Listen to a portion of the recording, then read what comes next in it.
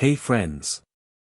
Glad you're here at Fiction Blue. We've cooked up something special. What if Harry discovered a two-way mirror in the attic and used it to communicate with Sirius from age 5? Liking and subscribing really helps us out. Okay, story time. Chapter 1. The voice in the glass. The cupboard under the stairs smelled like dust and old shoes and the lemon polish Aunt Petunia used on everything except Harry. He was 5 years old and he'd been locked in for, he wasn't sure. A long time. Long enough that the light leaking under the door had gone from bright to orange to nothing, and now there was just the dark pressing in on all sides like a hand squeezing shut. His stomach had stopped growling a while ago, which was either good or bad. He couldn't remember which. The crime this time had been appearing on the school roof. Harry hadn't meant to do it. Dudley and his friends had been chasing him again, the game they played where they caught him and held him down and took turns sitting on his chest until he couldn't breathe, and Harry had been running, his heart like a trapped bird in his ribs, and then he'd wished very hard to be somewhere else and, he'd been on the roof. Just like that. Running across the playground 1 second, sitting on rough shingles the next, the wind in his hair and the whole school spread out below him like a toy village. For one perfect, shining moment he'd felt free. Then the fire brigade came, and Uncle Vernon came, and the color of Vernon's face went from pink to red to a purple so dark it was nearly black, and Harry stopped feeling free. Freakishness, Vernon had said, each syllable a blow. Disgusting, ungrateful freakishness. Now Harry lay on his thin mattress in the dark, curled on his side with his knees drawn up, and tried to think about the roof. The wind. The way the whole world had looked small and manageable from up there. If he thought about that hard enough, the cupboard walls stopped pressing in. Something dug into his hip. Harry shifted. The mattress was lumpy, it had always been lumpy, but this was different. Harder. A ridge in the floor beneath, where the edge of the mattress didn't quite cover. He pushed the mattress aside and ran his fingers along the floorboard. It was loose. Not broken, but deliberately cut, a short section maybe a foot long, with just enough of a gap at one end to hook a fingernail under. He'd never noticed it before. But then, he'd never been pushed this far onto the edge of his mattress before. Dudley had kicked him in the ribs that morning and he'd been favoring his left side, curling up smaller than usual. Harry pried the board up. Underneath was a space, a shallow hollow between the floor joists, thick with cobwebs. And in the hollow, something wrapped in cloth. Velvet, his fingers told him. Old, soft velvet that had once been fine. He pulled it out and unwrapped it in the dark, working by touch. His fingers found a frame, rectangular, about the size of a paperback book. Glass, cool and smooth. A mirror. Harry couldn't see his reflection. It was too dark for that. But the mirror felt warm in his hands, warmer than it should have been sitting in a cold hollow under the floor. There was something carved into the frame, letters. He traced them with his fingertip but couldn't read them in the dark. He almost put it back. Almost wrapped it up and slid it into the hollow and replaced the board, because the Dursleys had taught him one lesson very thoroughly: nothing good was ever really his, and anything interesting would be taken away and probably result in less food. But something made him hold on. The warmth of it. The way it fit in his hands like it had been made for them. And the feeling, strange, illogical, impossible to explain, that the mirror had been waiting. Hello. Harry whispered, because he was 5 and lonely and talking to things that couldn't answer was sometimes the only conversation he got. The mirror's surface rippled. Harry nearly dropped it.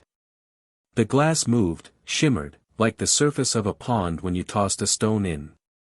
A faint glow rose from it, silvery and pale, just enough to illuminate his own face, thin, sharp-featured, a bruise yellowing along his jaw, enormous green eyes wide behind glasses held together with tape. Then his reflection disappeared. The glow intensified, and there was a face in the mirror that wasn't his. A man's face. Gaunt, terribly gaunt, with hollow cheeks and matted dark hair and eyes that looked like they'd been burned out from the inside. The man was staring at Harry with an expression of such total, absolute shock that his mouth had fallen open and his cracked lips were trembling. Harry stared back. For a long moment, neither of them spoke. Harry because he had no idea what to say to a face in a mirror, and the man because he seemed to have forgotten how to breathe. Then the man made a sound. A raw, broken thing, halfway between a laugh and a sob, and he pressed a shaking hand against the glass on his side. "James," the man whispered. His voice was hoarse, cracked, like something left in the desert. "No. No, your eyes. Oh, God. Oh, Merlin. You have her eyes." Harry's fingers tightened on the frame. "Who are you?" The man closed his eyes. Tears cut tracks through the grime on his face. When he opened them again, he was smiling, a terrible, beautiful, shattered smile. "Harry," the man said. "Your name is Harry. Isn't it? How do you know my name?" "Because I was there when they chose it." "Because your mum wanted Harold and your dad said absolutely not, no son of his was going to share a name with Harold the flatulent of the Wizengamot, and they argued about it for 3 days until your mum threw a book at his head and they compromised." The man laughed, and it turned into a cough. "You look just like him. Except the eyes. The eyes are all lily." Harry's heart was beating very fast. "You knew my parents?" "Knew them." The man's voice broke on the word. "Harry, I'm your godfather. My name is Sirius Black." The cupboard didn't feel small anymore. It felt like it had opened up into something vast and unknown and terrifying and wonderful, and Harry sat cross-legged on his thin mattress with a magic mirror in his lap and listened to a stranger cry. It took a while. Sirius, the name felt strange in Harry's mouth, like a word from a different language, couldn't seem to stop. He kept pressing his hand to the glass and saying Harry's name like a prayer, and then laughing, and then crying again, and Harry waited because he understood, in the way children sometimes understand things adults think they can't, that this man was in a place as bad as the cupboard. Maybe worse. "Where are you?"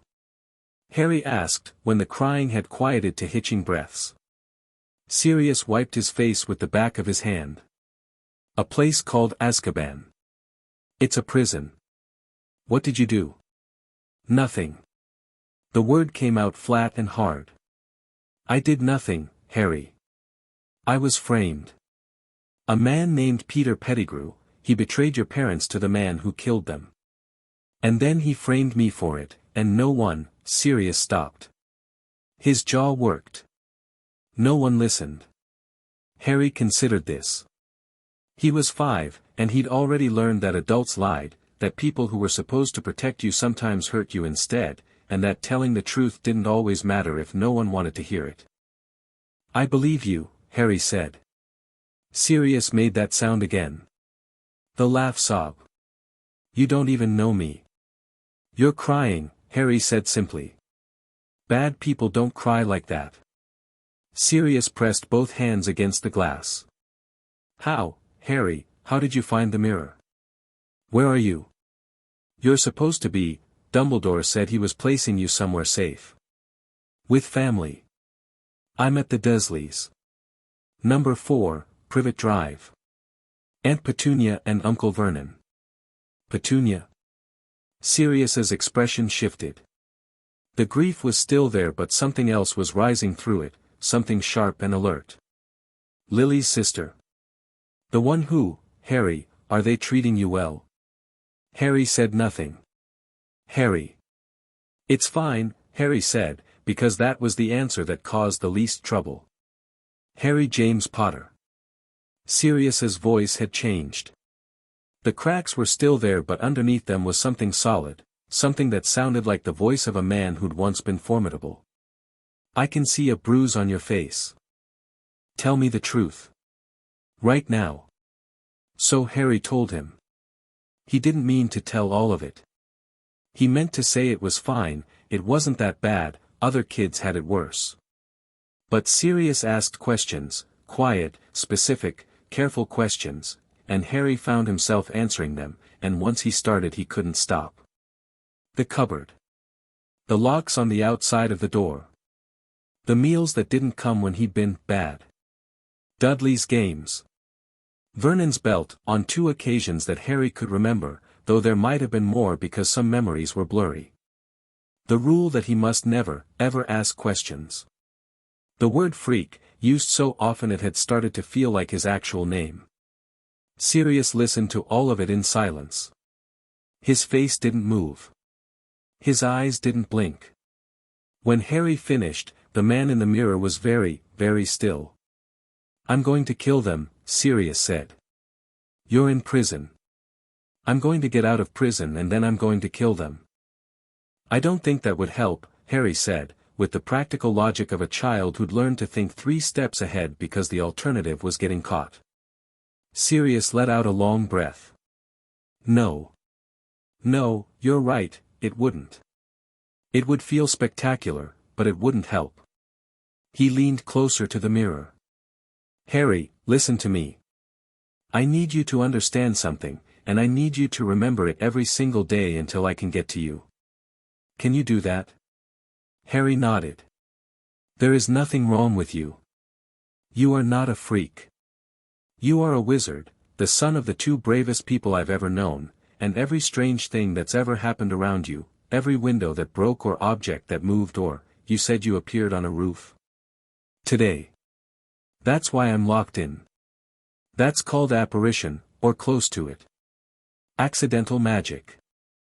It happens to magical children under stress, and the fact that you managed a displacement that precise at 5 years old means you're going to be extraordinary. Your mum was the most brilliant witch of her generation and your dad was no slouch either, and you have their blood in your veins, and I swear to you on my magic and my life that you are going to get out of that cupboard and into the world you belong to." Harry's eyes were burning. He blinked hard. "You swear?" "I swear." And in the meantime, Sirius's smile came back, and this time it had teeth. "In the meantime, I'm going to teach you everything I know." That was how it started. The mirror worked both ways, Sirius explained. James Potter and Sirius had made the pair when they were students at Hogwarts, a school for magic, which Harry would attend when he turned 11. They'd used them to talk during separate detentions, during holidays, during the war. When Sirius was arrested, his mirror had been in his jacket pocket, and somehow, miraculously, the guards hadn't found it. "They don't search you properly when they think you'll be dead in a year anyway," Sirius said grimly. James's mirror, the twin, had been in the Potter cottage in Godric's Hollow. Where it went after the attack, Sirius didn't know. "It must have ended up in number 4 somehow," Sirius said. "Maybe Dumbledore sent your parents' effects along with you. Maybe Petunia shoved everything in the cupboard and forgot about it. Either way, Harry, I think this is the luckiest thing that's happened to either of us in a very long time." They talked every night after that. Harry would wait until the house was silent, until Vernon's snoring rattled the walls and the last light had clicked off, and then he'd pull the mirror from its hiding place beneath the loose floorboard and whisper Sirius's name, and the glass would shimmer and there he'd be. Gaunt and haunted and smiling. Sirius was a good teacher. Better than good, he was magnetic. Even through the mirror, even diminished by years of imprisonment, there was a charisma to him that pulled Harry in. He told stories the way other people breathed, effortlessly, vividly, with perfect timing and a gift for voices. James sneaking into the Slytherin common room under an invisibility cloak. Lily hexing a 7th year who'd called her a mudblood and leaving him stuck to the ceiling for 6 hours. Remus Lupin, the smartest of all of us, and don't tell him I said that, solving a riddle that had stumped the faculty for a century. The 4 marauders tearing through the castle like the world was theirs. But he taught, too. Properly taught. And this was where Harry began to understand that Sirius Black was not just a man with good stories. "Magic isn't about wands," Sirius said one night, about 2 weeks in. Harry was lying on his stomach in the cupboard, the mirror propped against the wall, a stub of candle he'd stolen from the kitchen providing just enough light to see. Wands help, they're focus points, amplifiers. But the magic is in you. It's been in you since before you were born. What do you feel when the strange things happen? Harry thought about it. Like something's pushing out. From my chest. Exactly. That's your core. Every witch and wizard has one, it's the source. The wand just helps you aim. But if you can learn to feel that core, to reach for it deliberately instead of just letting it explode when you're scared or angry, Harry, you can start doing magic right now. Without a wand. Before you ever set foot in a school. Really? Your mom could. She could make flowers open and close before she was 6. Your dad was levitating the cat by the time he was 7, though the cat never forgave him. Sirius leaned forward. I want you to try something. Close your eyes. Feel for that place in your chest where the pushing starts. Harry closed his eyes. It took a long time, 3 nights, actually, of trying and failing and Sirius patiently talking him through it. But on the 3rd night, he found it. A warmth deep in his sternum, like a small sun, pulsing in time with his heartbeat. I feel it. Good. Now reach for it. Don't grab, just reach. Like you're petting a cat. Let it come to you. The warmth spread through him, up his arms, into his fingers. Now open your eyes and look at the candle. Think about the flame getting bigger. Don't force it. Just want it. Harry opened his eyes and looked at the candle flame and wanted. The flame tripled in size. It blazed up bright and gold and the whole cupboard flooded with light, and Harry laughed, a real laugh, the kind he almost never got to use, and the flame danced like it was laughing too. That's my boy, Sirius whispered, and his face in the mirror was fierce with pride. That's a Potter. The months passed. Harry turned 6. The Dursleys didn't notice, of course. They never noticed his birthdays, except as an occasion to remind him that he was a burden. But Sirius noticed. Sirius spent 2 weeks beforehand working on a present, a story, written in his head and memorized, about the Marauder's greatest prank, involving an enchanted suit of armor, 312 salamanders, and the complete and utter psychological destruction of a caretaker named Filch. He performed it through the mirror like a one-man play, doing all the voices, and Harry laughed until his stomach ached and tears streamed down his face. Best birthday ever, Harry said, and meant it, even though his only frame of reference was 6 years of nothing. Just wait, Sirius said. When I get out of here, we're going to have a proper one. Cake. Candles. The works. When you get out, Harry repeated, tasting the words. Not if. Not if. When. The teaching intensified. Sirius couldn't demonstrate, he was in a cell with no wand, surrounded by dementors, but he could explain.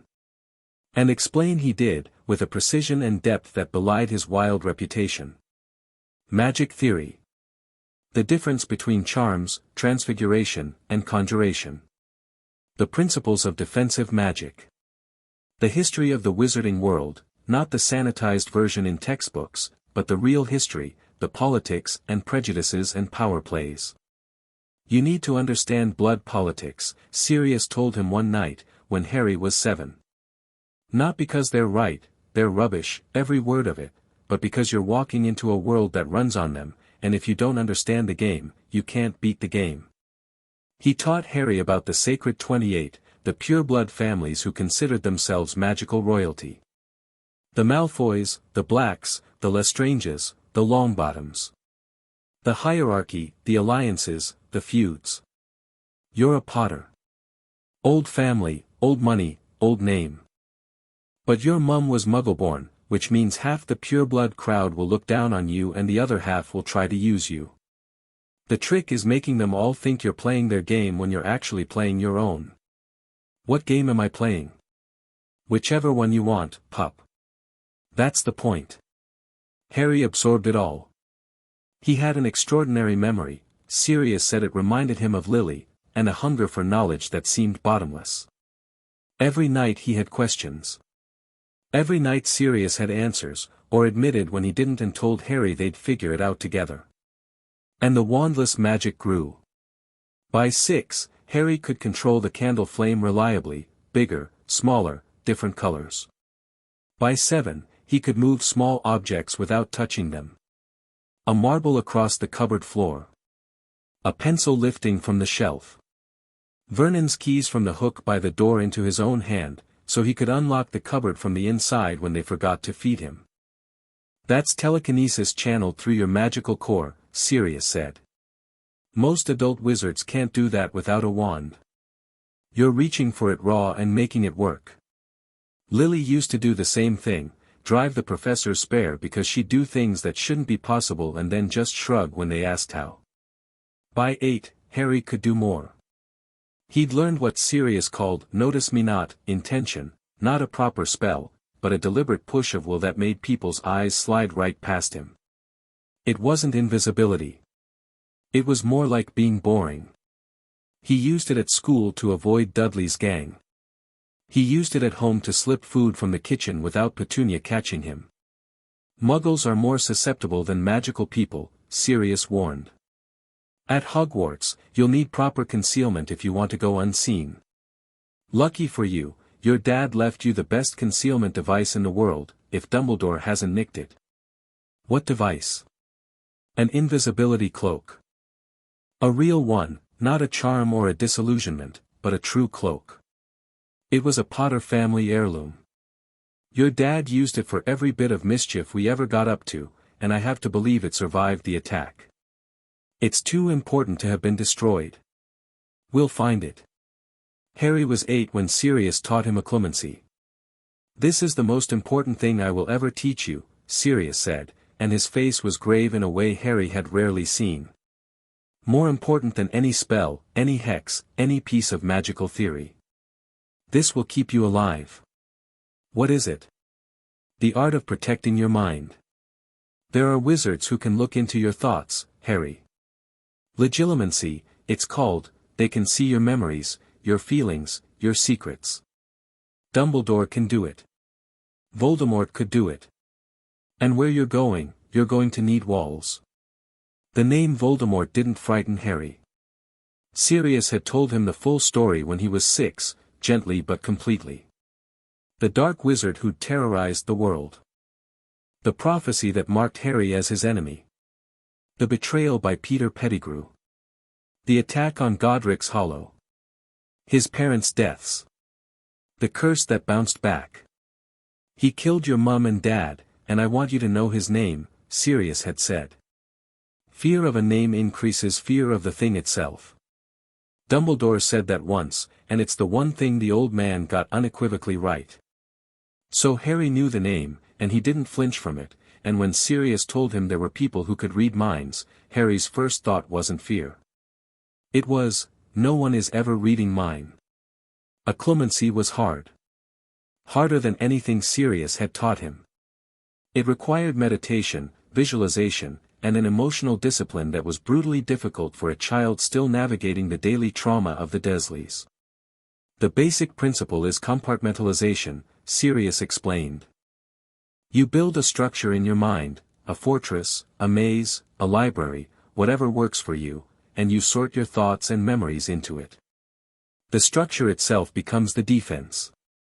When someone tries to enter your mind, they hit the walls of your structure instead of your unguarded thoughts. Harry tried a fortress first. It didn't work, it felt rigid, artificial, and it crumbled every time Vernon shouted at him from upstairs. He tried a maze, but he kept getting lost in his own construction. Then one night, lying in the dark cupboard listening to the house creak, he thought about the sky. Not the ceiling above him. The sky. The one he'd seen from the roof, vast and endless, stretching in every direction, full of stars. Stars, he told Sirius the next night. That's my structure. The night sky. Everything important is a star, and the space between them is, nothing. Empty. Cold. If someone comes into my mind, they're floating in space with no air and no light, and the stars are so far apart that by the time they reach one, I've already moved it. Sirius was quiet for a long time. That, he said softly, is one of the most elegant occlumency structures I have ever heard of. And I was trained by my family, who were paranoid lunatics with 4 centuries of mind magic expertise. He shook his head slowly. You really are her son. It took Harry 8 months to build his mindscape. 8 months of nightly meditation, of sorting memories and thoughts and feelings into stars and constellations, of learning to make the cold emptiness between them feel natural instead of frightening. By the time he was 9, he could clear his surface thoughts in under a second. By 9.5, the whole structure was solid, a cosmos inside his skull, silent and vast, with everything that mattered burning at distances no legilimens would find easy to cross. I can't test it properly through the mirror, Sirius said. But the fact that you can maintain it while we're talking, while you're tired, while you're doing other things, Harry, that's better than most adults achieve after years of training. Harry didn't brag about it. He didn't brag about any of it. The Dursleys had beaten bragging out of him early, and what replaced it was something quieter and more dangerous, competence without the need for recognition. He knew what he could do. That was enough. He was 9 when they started planning Sirius's escape. It began as a conversation about Azkaban itself. Harry had been asking questions about it for years, where it was, how it was guarded, what the Dementors were. Sirius described the island in the North Sea, the fortress of black stone, the creatures that patrolled the corridors sucking every happy thought from the air like heat from an open door. How do you survive them? Harry asked. 2 ways. First, my happiest memories aren't happy in the way Dementors understand. My best memory is spite. Pure, burning, righteous spite, the knowledge that I'm innocent and Peter's alive and someday the truth will come out. Dementors can't eat that. It's not joy, it's defiance, and they choke on it. And the second way? Sirius grinned.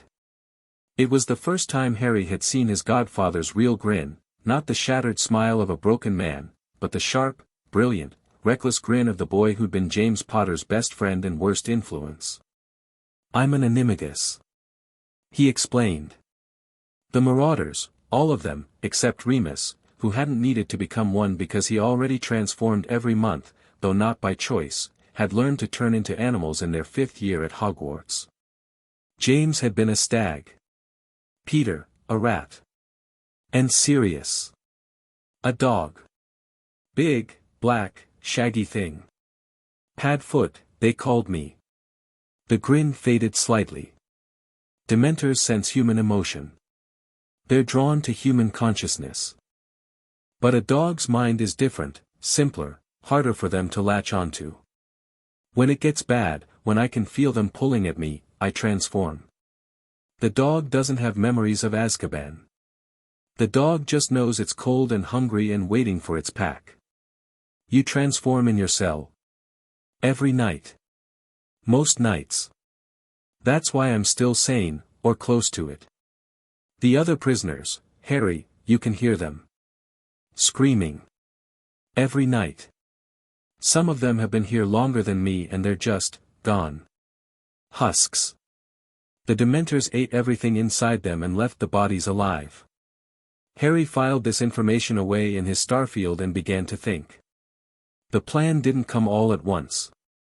It grew over months, assembled from fragments of information Harry pulled from Sirius about the prison's layout, routines, guard patterns, and magical protections. The wards are designed to contain human magical signatures, Harry said one night, age 10. He was sitting cross-legged in his cupboard, taller now, cramped, his knees pressing against the walls. The candle burned with a steady flame that he no longer needed to concentrate to maintain, it simply responded to his presence. What about an animal? Sirius's eyebrows rose. What do you mean? You said Dementors can't properly sense you in dog form. What about the wards? Are they keyed to human magic or to your magic specifically? Human magical signatures. They don't ward individual cells, too many prisoners, too expensive. The whole island is wrapped in anti-apparition, anti-portkey, and a perimeter ward that detects human magic trying to cross it. But you wouldn't be human. Silence. Harry, Sirius said slowly. Are you suggesting what I think you're suggesting? You transform into Padfoot. You slipped through the cell bars, you've told me you're thin enough now, and a large dog might fit where a man wouldn't. You make it to the edge of the island. You swim. The North Sea. In winter. You said dogs handle cold water better than humans.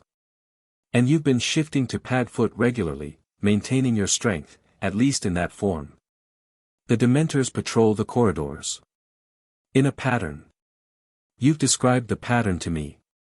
There's a gap between 2 and 3 in the morning when the North Corridor is clear for 11 minutes. Your cell is on the North Corridor. Sirius stared at him through the mirror. You've been planning this. For 4 months. You're 10 years old. I know. Is my plan wrong? Sirius opened his mouth. Closed it. Opened it again. No, he said quietly. No, it's not wrong. It's practically the same plan I've been turning over in my head for 8 years, except you've accounted for the ward boundary problem and I never had.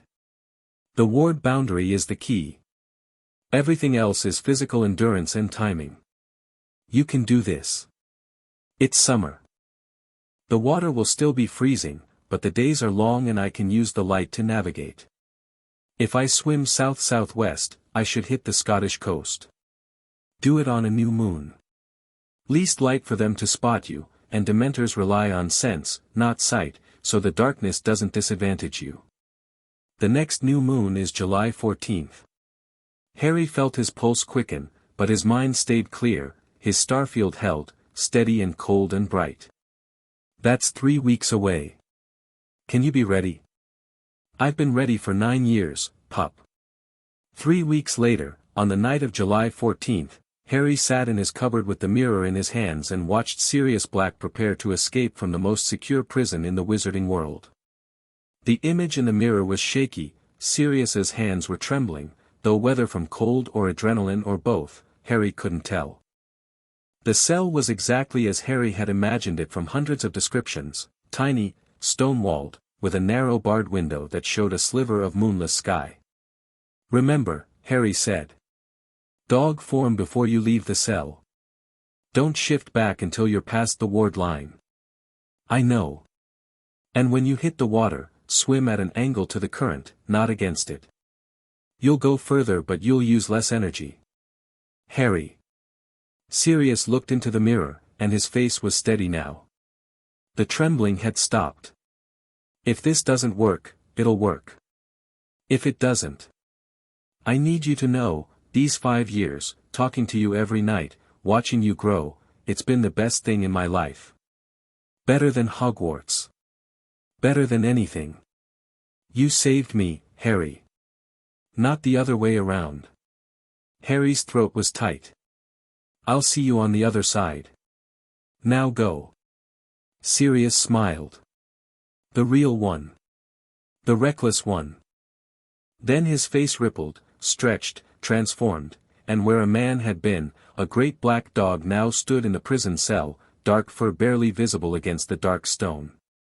The mirror clattered to the floor of the cell, and Harry watched a shaky, upside-down view of the dog squeezing through the bars. For 11 minutes, Harry stared at an empty cell floor. Then longer. 20 minutes. 30. An hour. The mirror showed nothing but stone and shadow. Harry's hands ached from gripping the frame. His starfield threatened to crack, stars wobbling in their positions, the cold emptiness between them heating with fear. He breathed. He steadied the stars. 2 hours. At 3 in the morning, the mirror flickered. The image shifted, moved, and suddenly there was a dark, wet, furry face filling the glass, and 2 gray eyes that Harry would know anywhere, and a long pink tongue that licked the mirror's surface. Harry let out a breath he'd been holding for an hour. You did it, he whispered. The dog barked once, sharp, triumphant, alive, and the sound echoed across what could only have been open water, because behind him Harry could see the faintest gray line of the horizon and above that, stars. Real stars. matching the ones in his head. Sirius Black was free. It took Sirius 3 days to reach the mainland. He swam in dog form, resting on rocky outcroppings when he could find them, eating whatever he could scavenge. He was exhausted, half-starved, and when he finally dragged himself onto a pebbly Scottish beach and shifted back into a man, he collapsed and slept for 14 hours. Harry knew because the mirror showed him all of it.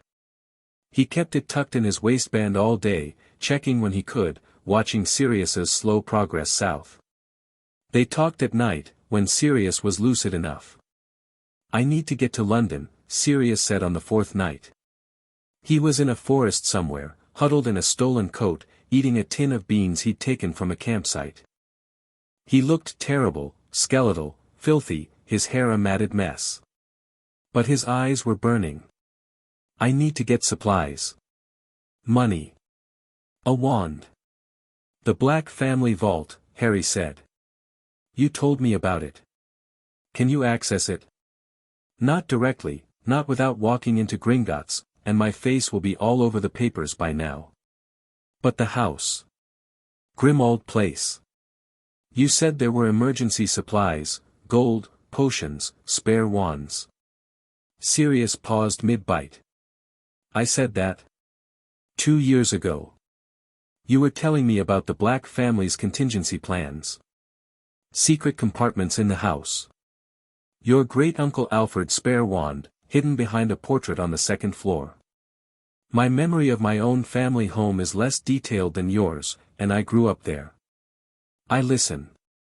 Sirius reached London 4 days later. He traveled as Padfoot, a stray dog drawing far less attention than an escaped convict, and he navigated the streets from memory. Number 12, Grim Old Place was still there, still hidden by the Fidelius charm his father had cast decades ago, still stuffed with the accumulated possessions of generations of paranoid purebloods. Harry saw it through the mirror when Sirius went inside, dark, grimy, oppressive.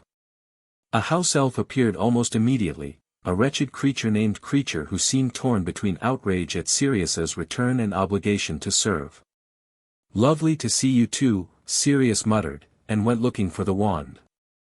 He found it exactly where Harry had said it would be, behind the portrait of Alfred Black, in a compartment sealed with blood magic. The wand was walnut, 12 inches, dragon heartstring core, not a perfect match for Sirius, but serviceable. Sirius held it and a shower of red sparks burst from the tip, and he closed his eyes and breathed in like a drowning man breaking the surface. "Now," Sirius said, turning to the mirror. "Tell me your address again." "You can't come here. Watch me." "Sirius. Listen." Harry kept his voice calm, though his heart was hammering. "You're a wanted fugitive. The Ministry will have Aurors looking for you everywhere. If you show up at Privet Drive, a Muggle suburb, someone will see you. You'll be caught, and they'll put you back in Azkaban, and this time they won't give you a cell with bars big enough to squeeze through." Sirius's jaw tightened. "I'm not leaving you in that house. You're not. You're going to stay hidden. You're going to get healthy. You're going to find a safe place for us, and in September, I'm going to Hogwarts, and when the year ends, I'm coming to you. That's 11 months. We've waited 5 years, 11 months is nothing." "You don't understand," Sirius said, and his voice was cracking again, the way it had that first night. "I've spent 5 years listening to them hurt you and not being able to do anything. 5 years of you telling me about skipped meals and bruises and locked doors, and I just had to sit in that cell and—" He stopped. His hand was shaking. "I can't do that anymore. I can't be on this side of the glass while you're on that side." Harry put his hand on the mirror. "You won't be. Not much longer. But I need you free, Sirius. I need you alive and free. If you get caught, I have nothing." That landed. Harry could see it land, the way Sirius flinched, the way the recklessness dimmed and something more careful took its place. 11 months, Sirius said. 11 months.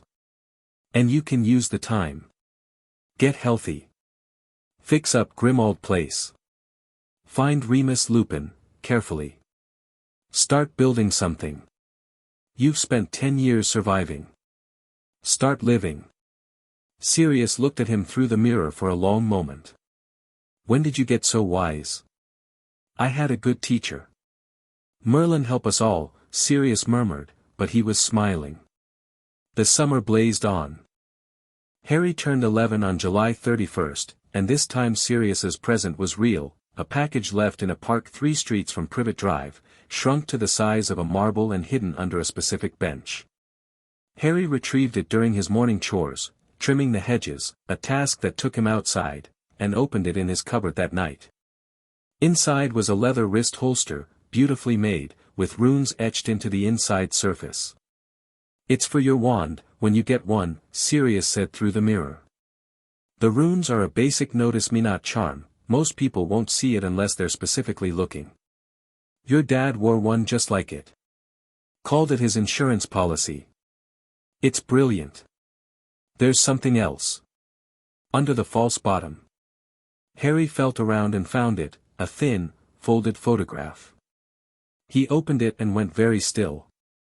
2 people stared up at him, moving, waving, alive.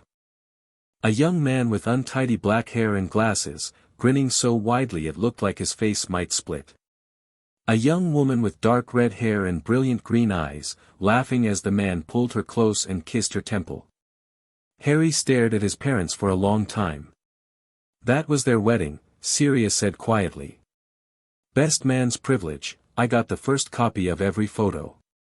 Harry pressed the photo flat against his chest and held it there. He didn't cry. He'd built a whole cosmos inside his mind specifically so that he could feel things like this without breaking apart. But it was a near thing. The Hogwarts letter came the next morning. A barn owl dropped it through the mail slot while Vernon was eating breakfast, and Harry caught it before it hit the ground. Vernon saw. Give that here, Vernon said, in the low, dangerous voice that used to make Harry's stomach knot up. Harry looked at his uncle. He looked at the letter, the green ink, the parchment, the Hogwarts crest. He looked back at Vernon. No, Harry said. Vernon's face went purple. What did you say to me? I said no. Harry held the letter behind his back, not because he couldn't keep it from Vernon, he could, a thought and Vernon's hands would stop working, but because he didn't want to show his hand. Not yet. Not here. This is my letter. From my school. Your school is Stonewall High, and you'll go where we tell you and, I'm going to Hogwarts, Harry said. I'm going to the school my parents went to, and I'm going to learn magic, and there's nothing you can do to stop me. But here's what you should think about, Uncle Vernon. He stepped closer. He was 11 and small for his age, the Dursleys' feeding habits had seen to that, but something in his eyes made Vernon lean back. Every strange thing that's happened in this house, Harry said softly. Every broken window. Every time the lights flickered. Every time something moved that shouldn't have moved. That was me. And I'm much, much better at it now than I used to be. He didn't threaten. He didn't need to. He just let Vernon look at him, really look, and for the first time in 11 years, Vernon Dursley saw what was actually in front of him. The boy didn't look scared. The boy looked like something that had been sharpening itself in the dark for a very long time. You stay away from Dudley, Vernon whispered. I always have, Harry said. Dudley isn't my problem, and I'm not yours anymore. I'll be gone in September and you'll have your normal life back. That's what you want, isn't it? Vernon said nothing. Harry took his letter and went back to his cupboard and opened it with steady hands. Dear Mr. Potter, we are pleased to inform you that you have been accepted. He read it twice, then held it up to the mirror that night for Sirius to see.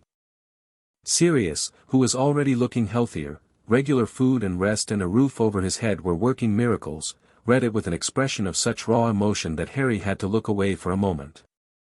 This is it, pup, Sirius said. This is where everything changes.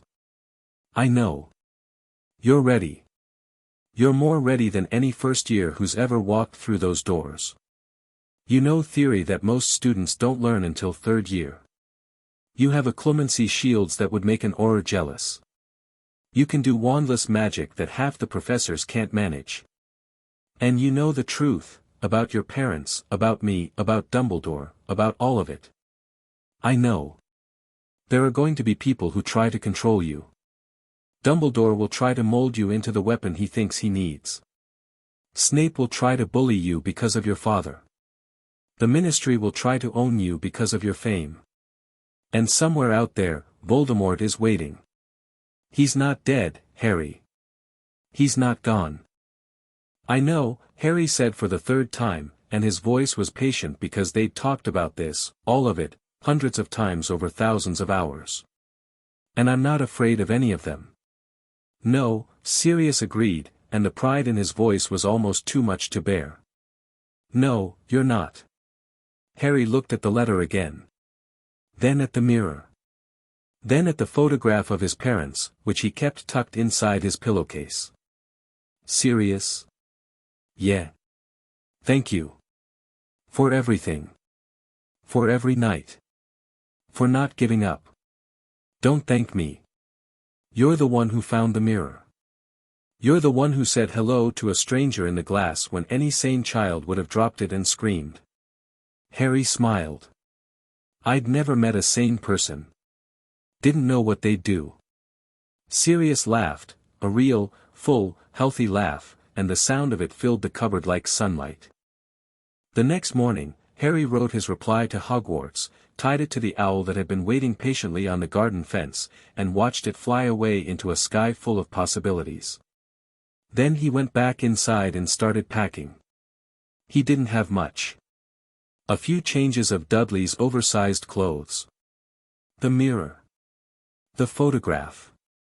The wrist holster. A notebook full of diagrams and theory that looked like a university-level magical textbook and was written in a code that only he and Sirius understood. He looked around the cupboard one last time. The tiny mattress. The bare bulb. The spiders who'd been his only physical company for a decade. One more month, he told the cupboard. Then I never see you again. He closed the door, from the outside, this time, and went to find breakfast. The cupboard didn't answer. It was, after all, just a cupboard. But the mirror in his pocket was warm against his hip, and somewhere in London, a dog was waiting for him, and out beyond the Muggle world, a castle full of magic was preparing for a boy who was nothing like what they expected. Harry Potter was going to Hogwarts. And he was going to change everything. Chapter 2, The Boy They Didn't Expect. Diagon Alley announced itself with a crack of shifting brick and a wall of sound and color that hit Harry like a wave. He'd come alone. The Hogwarts letter had included instructions for Muggle-born students on how to access the alley through the leaky cauldron, and while Harry wasn't Muggle-born, he might as well have been for all the help the magical world had given him. Sirius had talked him through it the night before, the pub on Charing Cross Road that Muggles couldn't see, the brick wall out back, 3 up and 2 across from the dustbin. Tom the barman will probably recognize you, Sirius had warned. Your scar's famous. Keep your fringe down and move fast. Don't let anyone trap you in conversation. Harry had nodded, but walking through the archway now, he realized that, keeping his fringe down, was going to be the least of his concerns. Diagon Alley was chaos, brilliant, overwhelming, magnificent chaos. Shops crammed together at impossible angles, their windows stuffed with cauldrons and broomsticks and books and things that moved and glowed and occasionally exploded. Witches and wizards in robes of every color crowded the cobblestones, and owls swept overhead, and somewhere a street vendor was hawking self-stirring teaspoons at 3 for a sickle. Harry stood in the archway and breathed. This was real. All of it. Everything Sirius had described for 5 years, the moving pictures, the goblin bank, the wand shops, the potion ingredients hanging in bundles from awnings, all of it was here and solid and real, and Harry was standing in it. He gave himself 10 seconds. Then he pulled his fringe down over his scar and walked into the crowd. Gringotts first. Sirius had been emphatic about that. You need to understand your financial position before you spend a canute, he'd said. The Potters were wealthy, old money, investments, properties. Dumbledore was named your magical guardian after your parents died, and I want to know exactly what he's done with that authority. The goblins will tell you, if you ask the right way. What's the right way? Respectfully. Goblins don't care about your fame or your blood status. They care about gold and they care about respect. Address them by name if you can. Don't bow, they find it patronizing.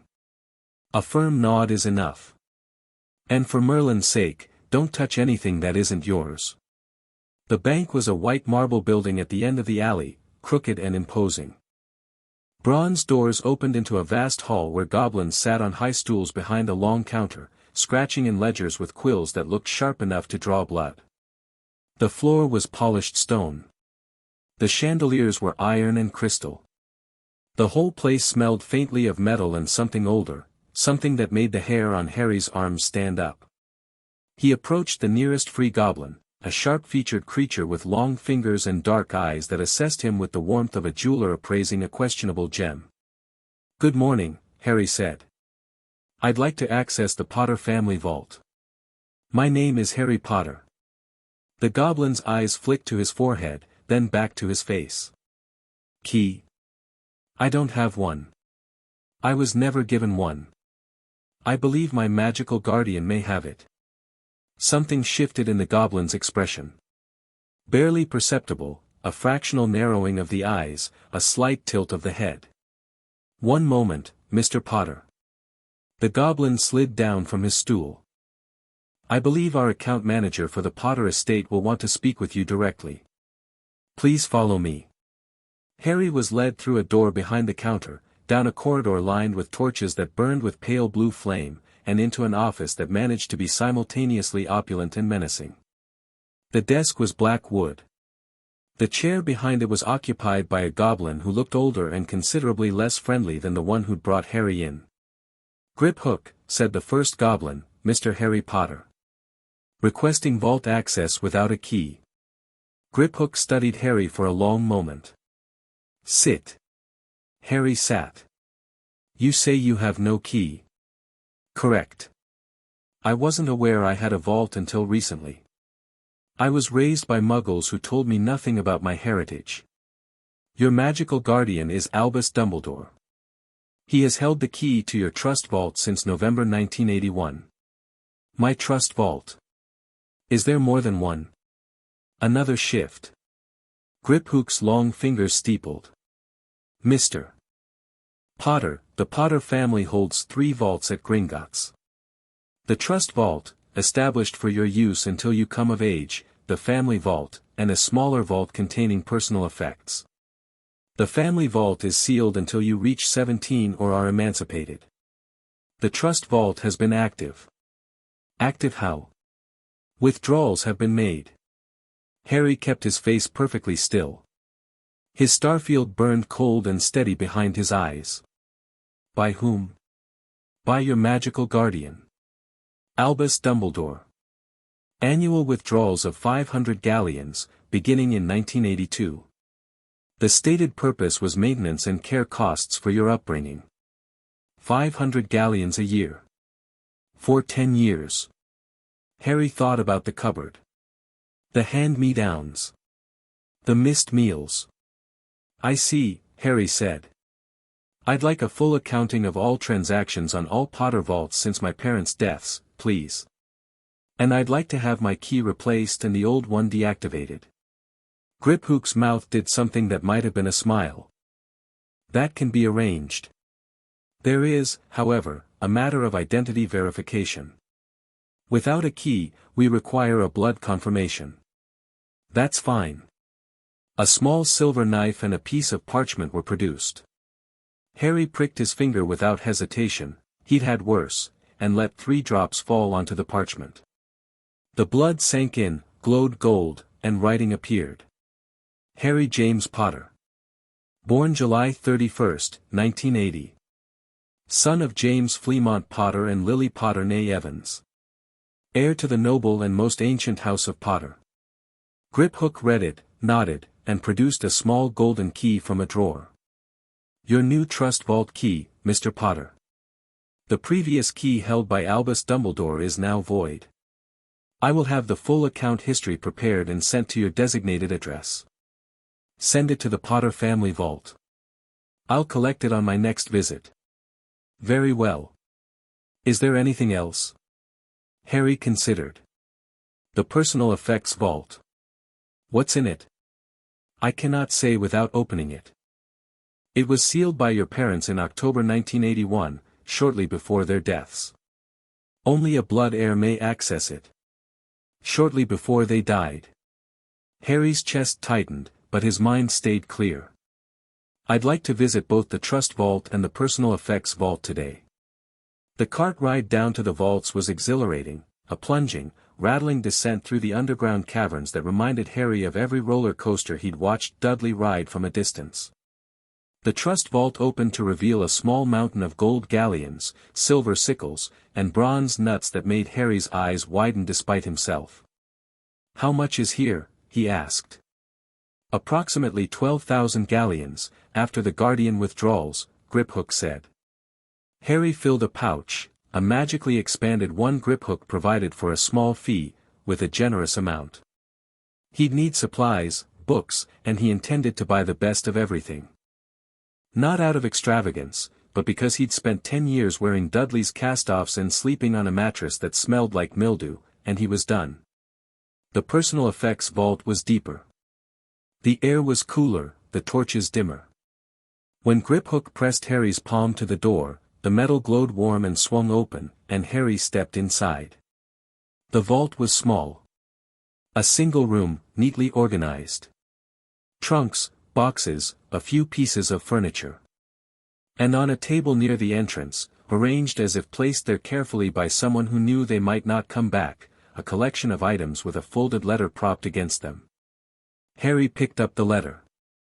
The handwriting was cramped, hurried, but legible. "Harry, if you're reading this, your mother and I are dead and Sirius has brought you here like we asked him to. If Sirius is reading this over your shoulder, pad foot, stop crying, you muppet, and make sure our son gets the good stuff." Harry's vision blurred. He blinked it clear. "The cloak is yours. It's been in the family for centuries, your grandfather gave it to me, and it saved my life more times than I can count. The ring is the Potter signet, it'll resize to fit you when you put it on. The books are your mother's favorites. She wanted you to have them. We love you. We love you more than anything. Whatever happens, whatever you face, remember that you're a Potter, and Potters don't kneel. Give them hell, son." Dad. Harry stood in the vault for a long time. Then he folded the letter very carefully, slid it into his pocket, and began to examine what his parents had left him. The cloak was extraordinary, a fluid, shimmering fabric that turned his hand invisible the moment he draped it over his fingers. The Potter signet ring was heavy gold, engraved with the family crest, and when he slid it onto his right hand it shrank to fit perfectly, warm against his skin. The books were a mix, advanced spell work, enchanting theory, and what appeared to be Lily Potter's personal research journals. He packed everything into one of the trunks, which had a featherlight charm already built in, and carried it out of the vault. "Thank you, Griphook," he said. The goblin nodded. Just a nod, no bow, exactly as Sirius had said. But there was something in his dark eyes that hadn't been there before. Something that looked almost like approval. Diagon Alley felt different now. Not less overwhelming, but more navigable. Harry had gold in his pocket, a trunk full of family heirlooms shrunk to the size of a matchbox, and a purpose. He moved through the crowds efficiently, consulting the supply list from his Hogwarts letter. Madame Malkin's for robes. He stood on a stool being fitted while a pale blonde boy on the next stool over made conversation with the confidence of someone who'd never been ignored in his life. "Hogwarts too?" the boy asked. "That's right. First year. Me as well. Father wanted me to go to Durmstrang, but mother insists on Hogwarts. I'm Draco. Draco Malfoy." Sirius's voice echoed in Harry's memory, the Malfoys. Old money, dark connections. Lucius married my cousin Narcissa. Their son will be in your year, he'll either try to befriend you or antagonize you, and both are power plays. Harry shook Draco's offered hand. Harry Potter. Draco's eyes went wide. Then, to his credit, he mastered his expression quickly, a flicker of calculation, a flash of genuine curiosity, and then the composed mask of a pure-blood heir. Well, Draco said. That's unexpected. I'd heard you were raised by muggles. I was. You don't seem very muggle. People aren't always what they seem, Harry said mildly. Your mother is a black, isn't she? Narcissa. The calculation in Draco's eyes sharpened. You know about the houses? I know about most things. The Malfoys and the Potters sat on opposite sides of the Wizengamot for 3 centuries, but they voted together on magical education reform in 1743. Politics make strange alliances. Draco stared at him. Madame Malkin, who'd been pinning Harry's hem, paused to stare at him too. You're nothing like what I expected, Draco said. I get that a lot, Harry said, which wasn't true yet but was about to be. They parted on cordial terms, not friends, not yet, but something more interesting than strangers. Harry filed Draco Malfoy under, potentially useful, definitely complicated, and moved on. Flourish and blots for books. Harry bought every required text plus a dozen extras, advanced theory, magical history, a treatise on ward construction that Sirius had specifically recommended.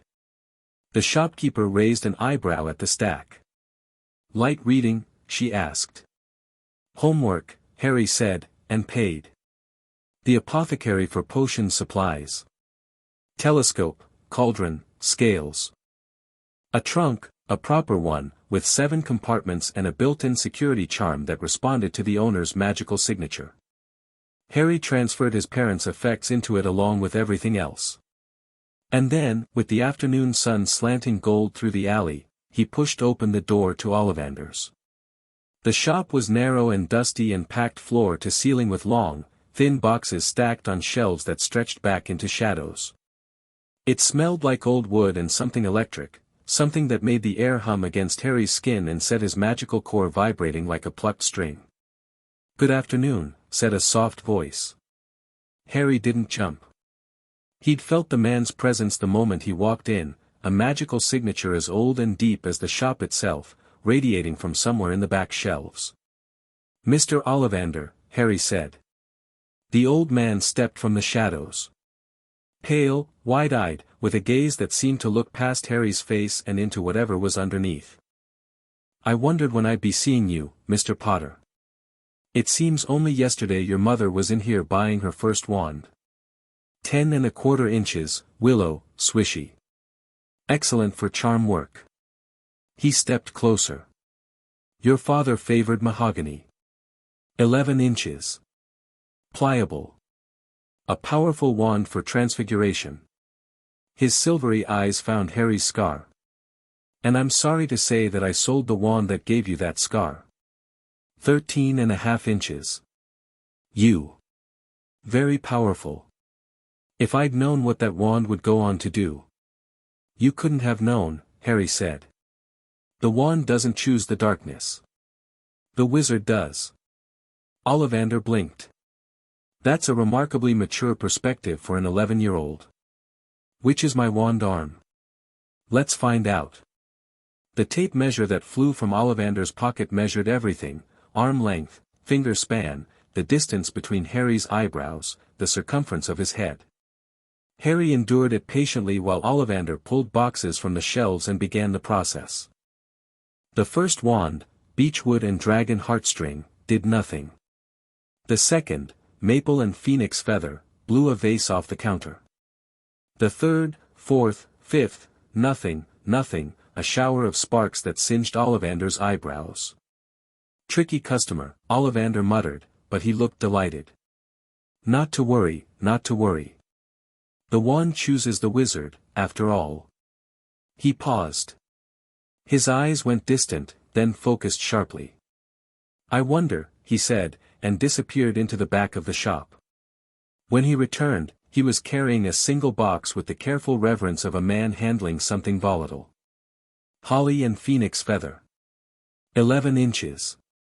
Nice and supple. Harry took the wand. The effect was immediate and absolute. Heat flooded up his arm and through his core, not the slow warmth of wandless magic but a blazing connection, like two puzzle pieces locking together with a click he felt in his bones.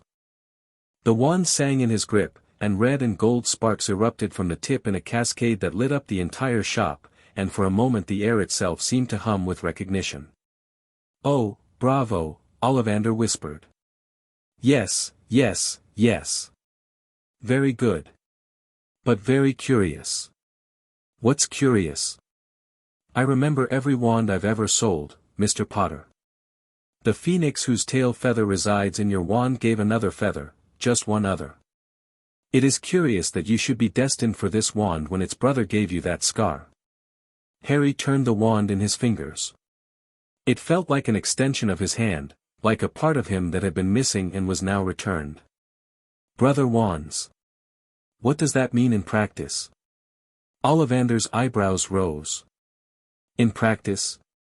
They cannot be forced to duel each other properly.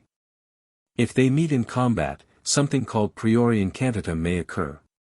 Beyond that, well, wand lore is deep and not entirely predictable. Good to know, Harry said, and meant it.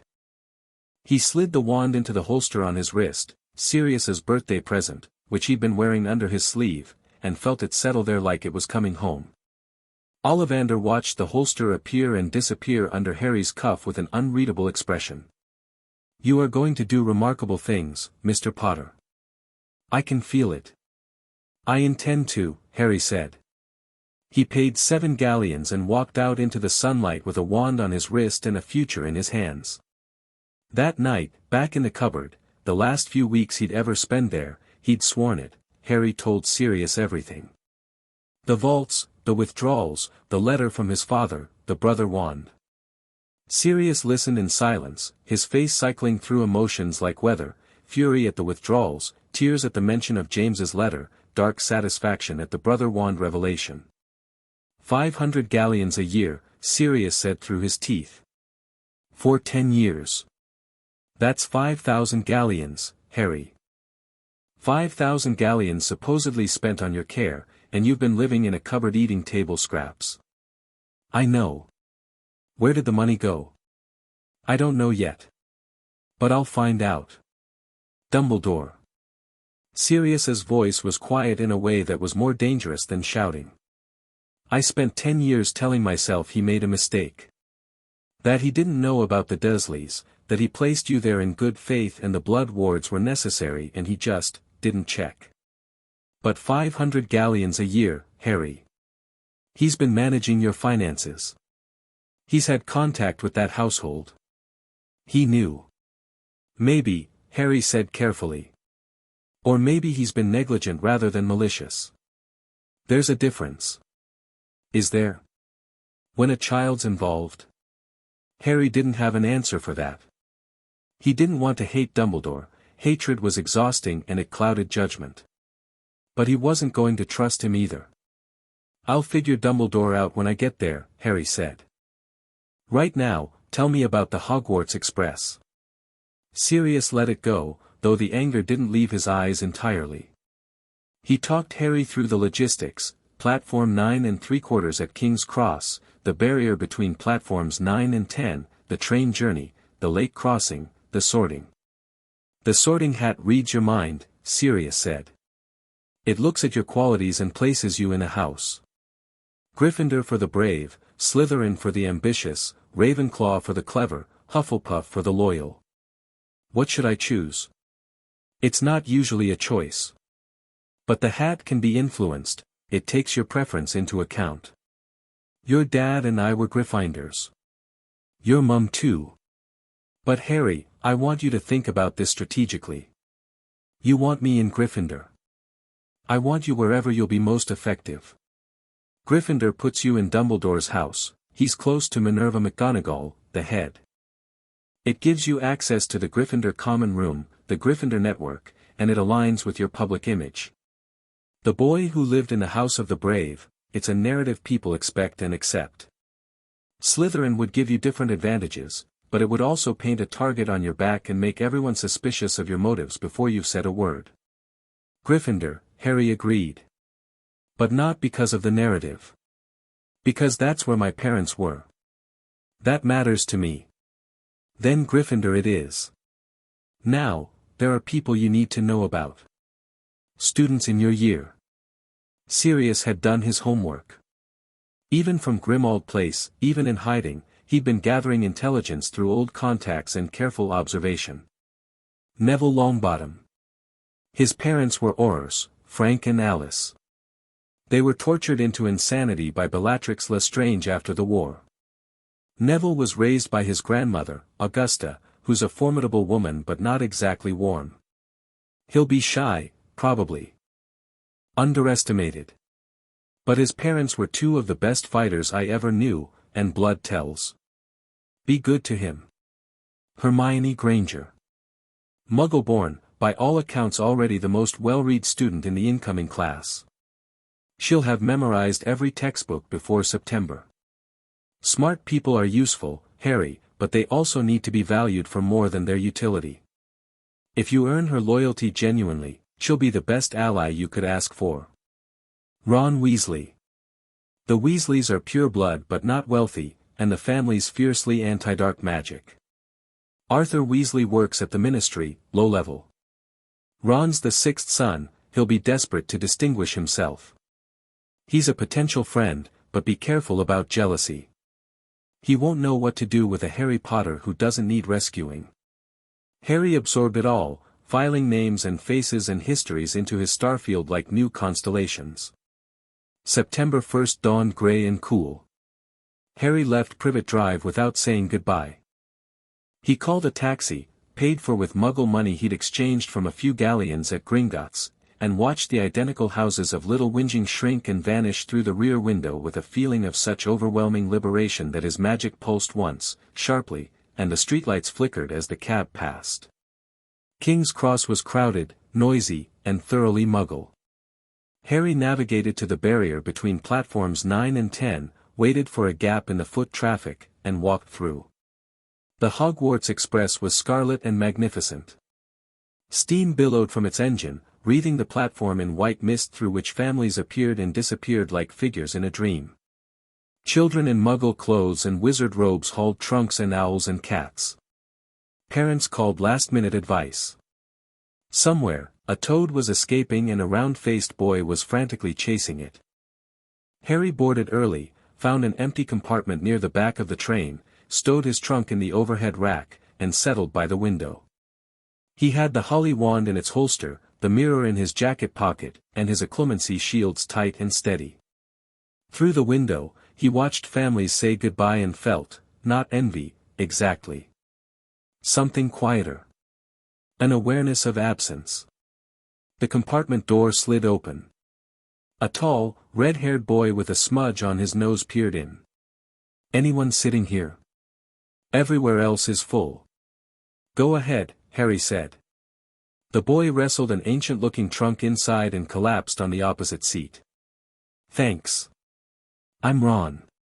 Ron Weasley. Harry Potter. Ron's ears went red. Are you really? I mean, have you got the scar? Yeah. Harry pushed his fringe back briefly, then let it fall. But I'd rather not lead with it, if that's all right. Right. Yeah. Sorry. Ron was staring at him with a mix of awe and embarrassment that was almost endearing. It's just, you're sort of famous. So I'm told. I'd rather be good at magic than famous for something I don't remember. The train began to move. The platform slid away, and then they were rolling through London, the city giving way to suburbs and then to green countryside under a September sky. Ron, it turned out, was exactly as Sirius had described, open, a bit insecure, funny in an unpolished way. He talked about his brothers, Bill the Cursebreaker, Charlie the Dragon Handler, Percy the Prefect, Fred and George, the twins who were apparently forces of chaos, with a mix of pride and exasperation that Harry found familiar. Harry knew what it was like to be defined by other people. "What about you?" Ron asked, unwrapping a slightly squashed sandwich. "What's it like being, well, you?" "Honestly? Mostly boring. I grew up with muggles who didn't tell me about magic. Found out the details pretty recently." This was true in a certain light. The details of the wider wizarding world were recent. The magic itself was 5 years deep, but Ron didn't need to know that yet. Blimey. Must have been a shock. The good kind. The compartment door opened again. A girl with bushy brown hair and an already anxious expression looked in. "Has anyone seen a toad?" "A boy named Neville's lost one." "Haven't seen one," Ron said. The girl started to leave, then paused, her eyes catching on Harry. "You're Harry Potter. I've read about you in Rise and Fall of the Dark Arts and great wizarding events of the 20th century and, none of which I wrote or authorized," Harry said, not unkindly. "So take them with a grain of salt. I'm Harry. What's your name?" "Hermione Granger." She stepped fully into the compartment now, her nervousness temporarily displaced by curiosity. "I've already memorized all the textbooks, of course. I'm Muggle-born, so I wanted to be more actions right the next chapter now." Chapter 3, The Game Beneath the Game. October came to Hogwarts like a slow exhale, the grounds turning gold and copper, the lake darkening to iron beneath skies that couldn't decide between rain and mist. Harry barely noticed the season changing. He was too busy taking the castle apart. Not literally, though he suspected he could manage that too, given time and motivation. He was mapping every corridor, every shortcut, every hidden passage. Sirius had given him the Marauder's general knowledge of the castle's layout, but the castle had changed in the 15 years since the Marauders had graduated, and Harry wanted his own understanding. He moved through Hogwarts the way water moves through stone, finding the cracks, the gaps, the secret spaces. The castle helped. That was the strange part. Doors that should have been locked swung open when he approached. Staircases that shifted on a maddening schedule for everyone else seemed to settle into convenient configurations when Harry needed them. A corridor on the 4th floor that he was certain hadn't existed the day before appeared on a Tuesday afternoon and led directly from the library to the Gryffindor common room, cutting his commute in half. "It's like the castle likes you," Neville said one morning, after a staircase had rearranged itself mid-step to deposit them exactly where they needed to be for herbology. "Don't be daft," Ron said. "Castles don't like people." But Harry said nothing, because Ron was wrong. The castle did like him, or recognized him, or was curious about him, or whatever the appropriate verb was for a 1,000-year-old magical structure with something approximating awareness. He could feel it in the walls, a constant low thrum that intensified when he was near the older parts of the building. The Founder's magic, still alive after a millennium, still responding to students who resonated with it. Harry resonated. He wasn't sure why, whether it was his power level, his bloodline, or something about the way his mind worked, but the castle treated him like a native species, and he used that advantage without shame. The 3rd-floor corridor was his primary target. He'd scouted it twice in the first week, both times under the invisibility cloak his father had left him. The cloak was extraordinary, lighter than silk, cool against his skin, rendering him completely invisible to both mundane sight and most magical detection.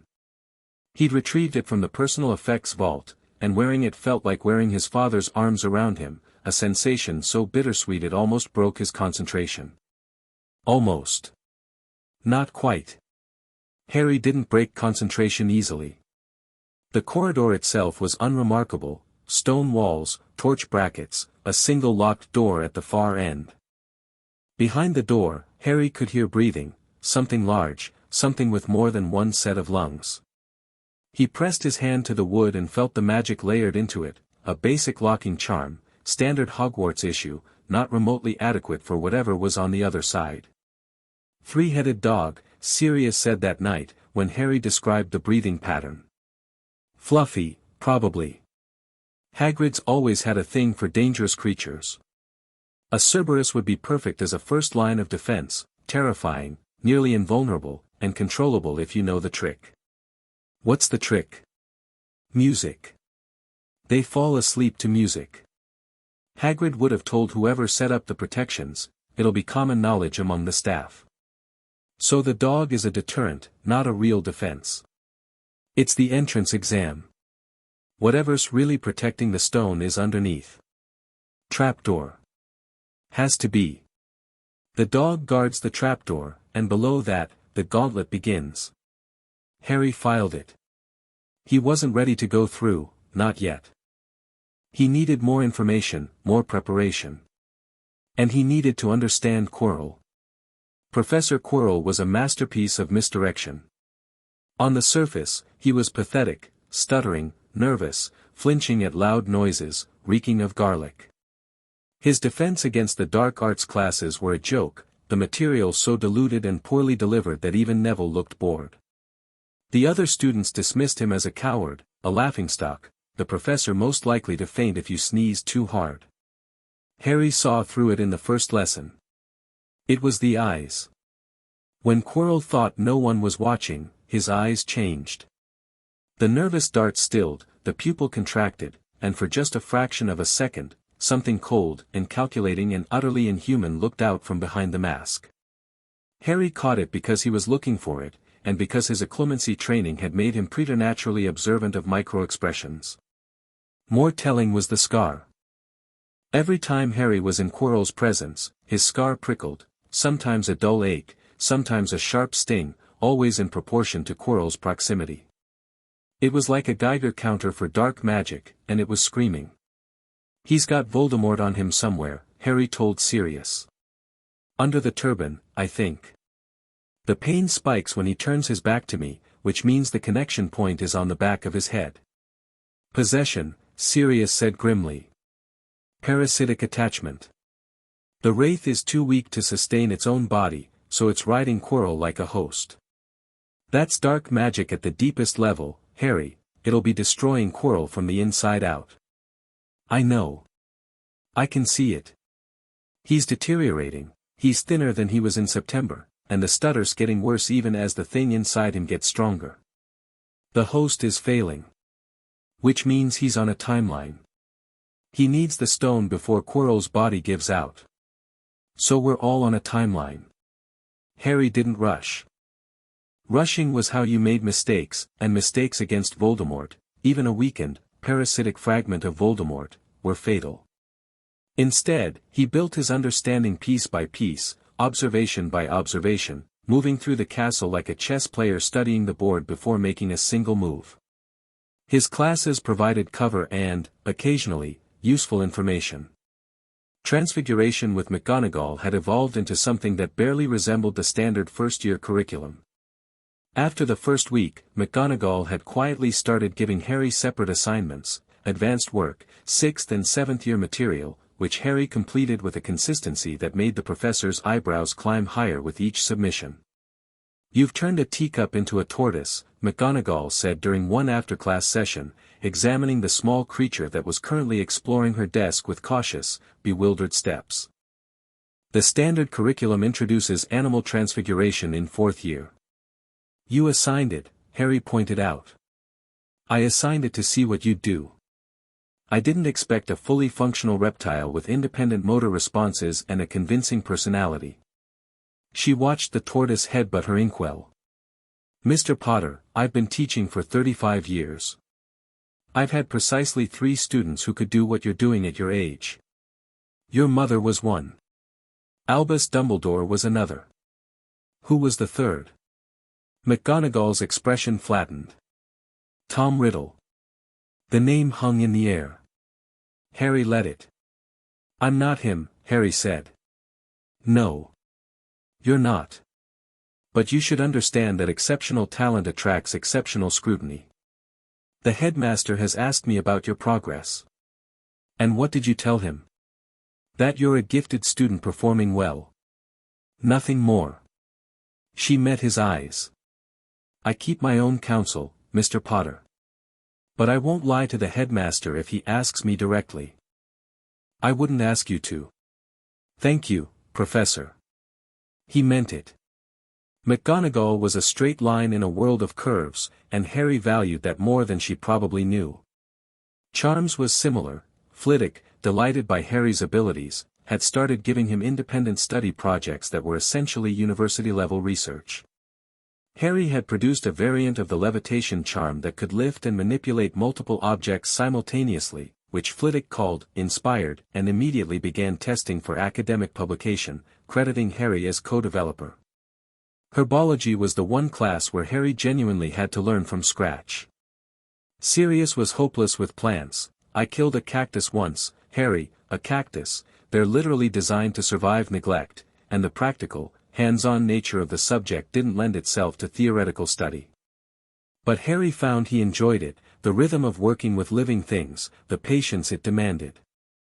And Neville, who was mediocre to poor in every other subject, was a revelation in the greenhouse, confident, knowledgeable, his hands steady and sure among the soil and stems.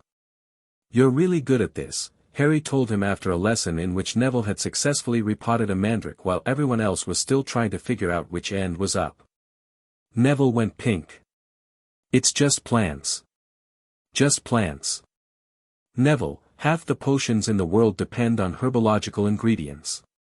The Wolfsbane potion, one of the most complex brews in modern magic, is 50% herb preparation. Just plants is like saying just foundations. Everything's built on them. The pink deepened, but underneath it, something straightened in Neville's posture. A vertebra of confidence, clicking into place. Harry was doing that deliberately, not manipulating, but cultivating. Neville Longbottom had been told his whole life that he was a disappointment, a pale shadow of his parents, nearly a squib. Harry knew what it felt like to be told you were less than you were. He also knew that Neville wasn't less. He was dormant.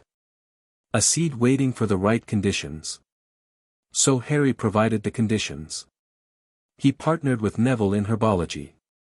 He asked Neville questions in other subjects, not patronizing ones, but genuine requests for perspective. He included Neville in conversations and plans without making a production of it, and he watched, over the weeks, as the round-faced boy began to unfold. Hermione was a different project entirely. She didn't need confidence, she had plenty. What she needed was to understand that knowledge and wisdom weren't the same thing. You're trying to answer every question before anyone else, Harry said one evening in the common room, after a charms lesson in which Hermione had raised her hand so aggressively that Flitwick had gently asked her to give others a chance. Hermione's face crumpled. I just want to, I need to prove that I belong here. I'm Muggle-born. If I'm not the best, if I'm not always right, then what? They'll kick you out. Hermione, you're here because you have magic.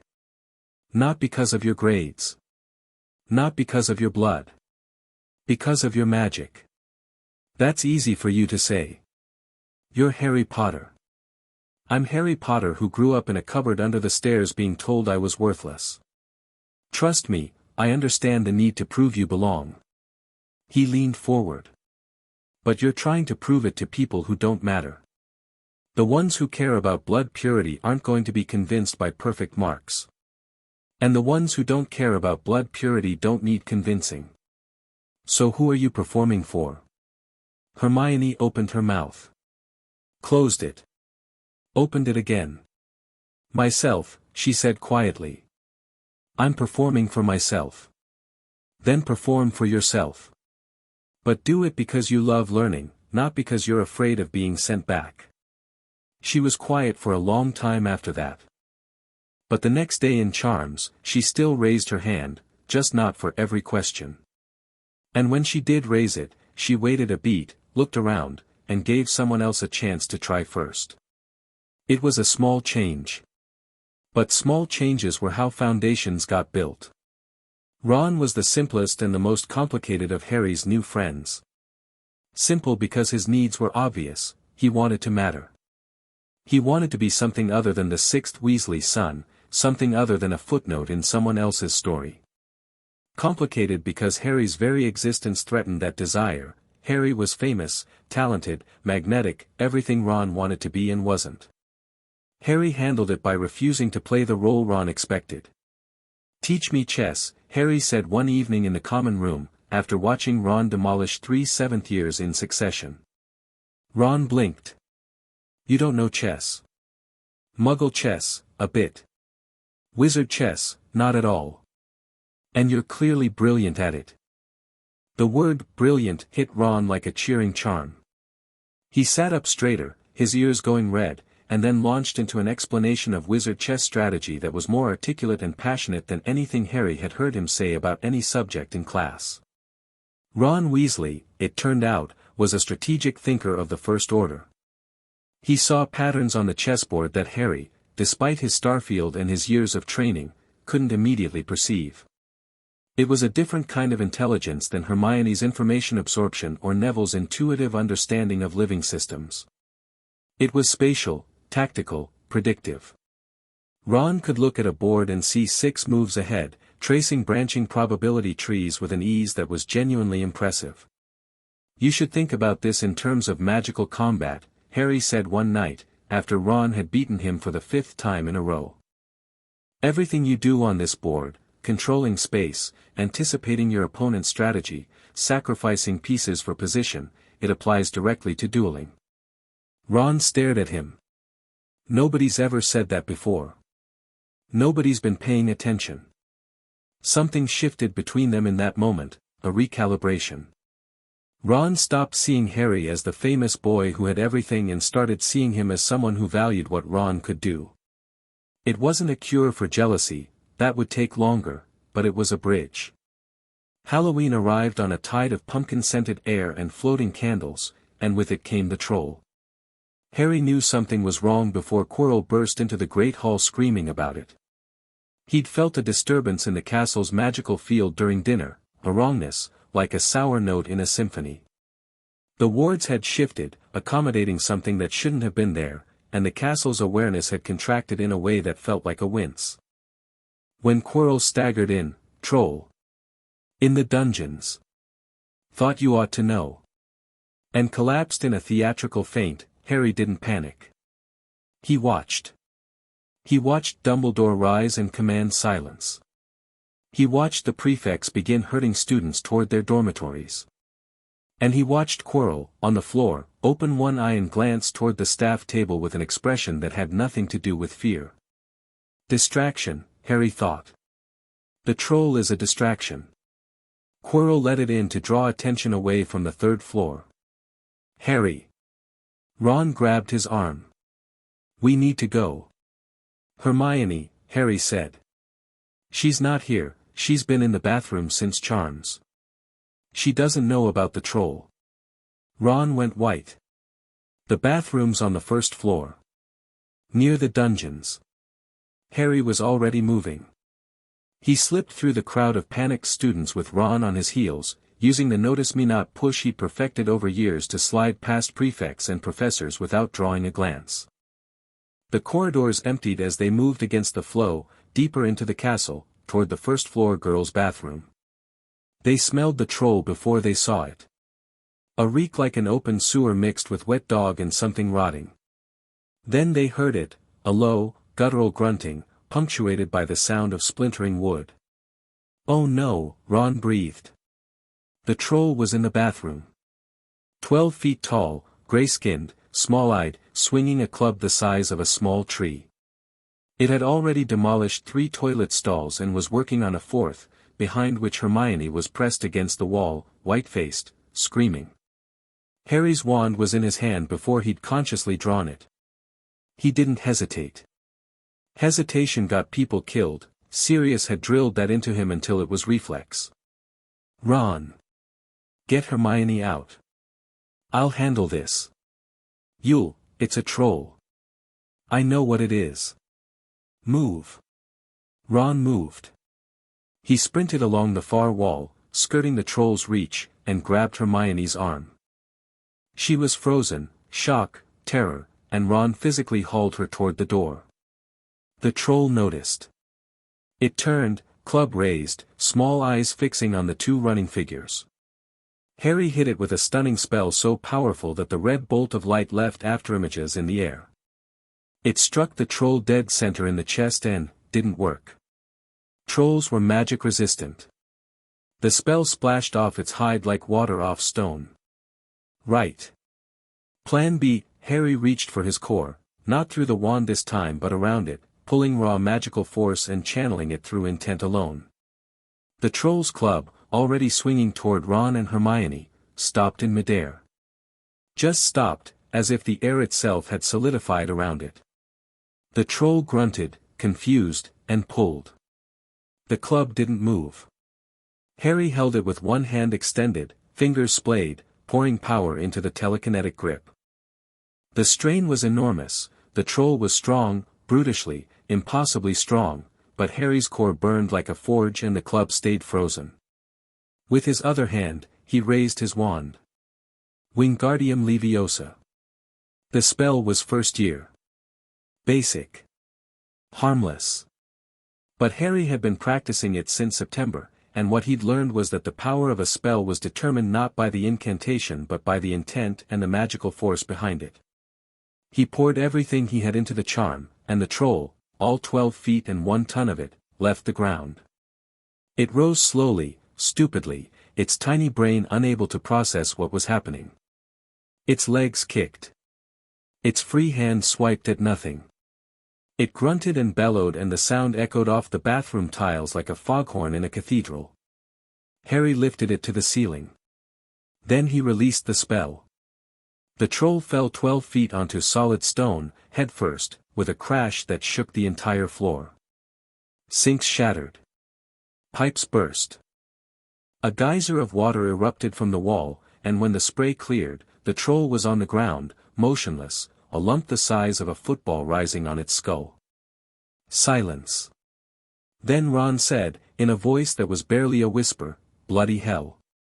Hermione was still pressed against the wall, soaking wet, shaking. Harry crossed to her and offered his hand. She took it, and he pulled her upright, and she looked at him with an expression that mixed terror and awe and something like fury. You just, a troll, are you hurt?" "No. No, I'm not, Harry, you levitated a troll. It seemed like the most efficient option. Can you walk?" She could. Barely. Ron supported her on one side and Harry on the other, and they'd made it 3 steps toward the door when it burst open and Professors McGonagall, Snape, and Quirrell rushed in. McGonagall took in the scene, the unconscious troll, the destroyed bathroom, the 3 first years, and her face went through several colors in rapid succession. "What on earth, explain yourselves." "Hermione was in the bathroom and didn't know about the troll," Harry said. "We came to warn her. The troll found her first." "And you?" McGonagall looked at the troll again. "You're telling me that 3 first-year students subdued a fully grown mountain troll?" "Harry did it," Ron said. "He levitated the thing and dropped it on its head." McGonagall's gaze snapped to Harry.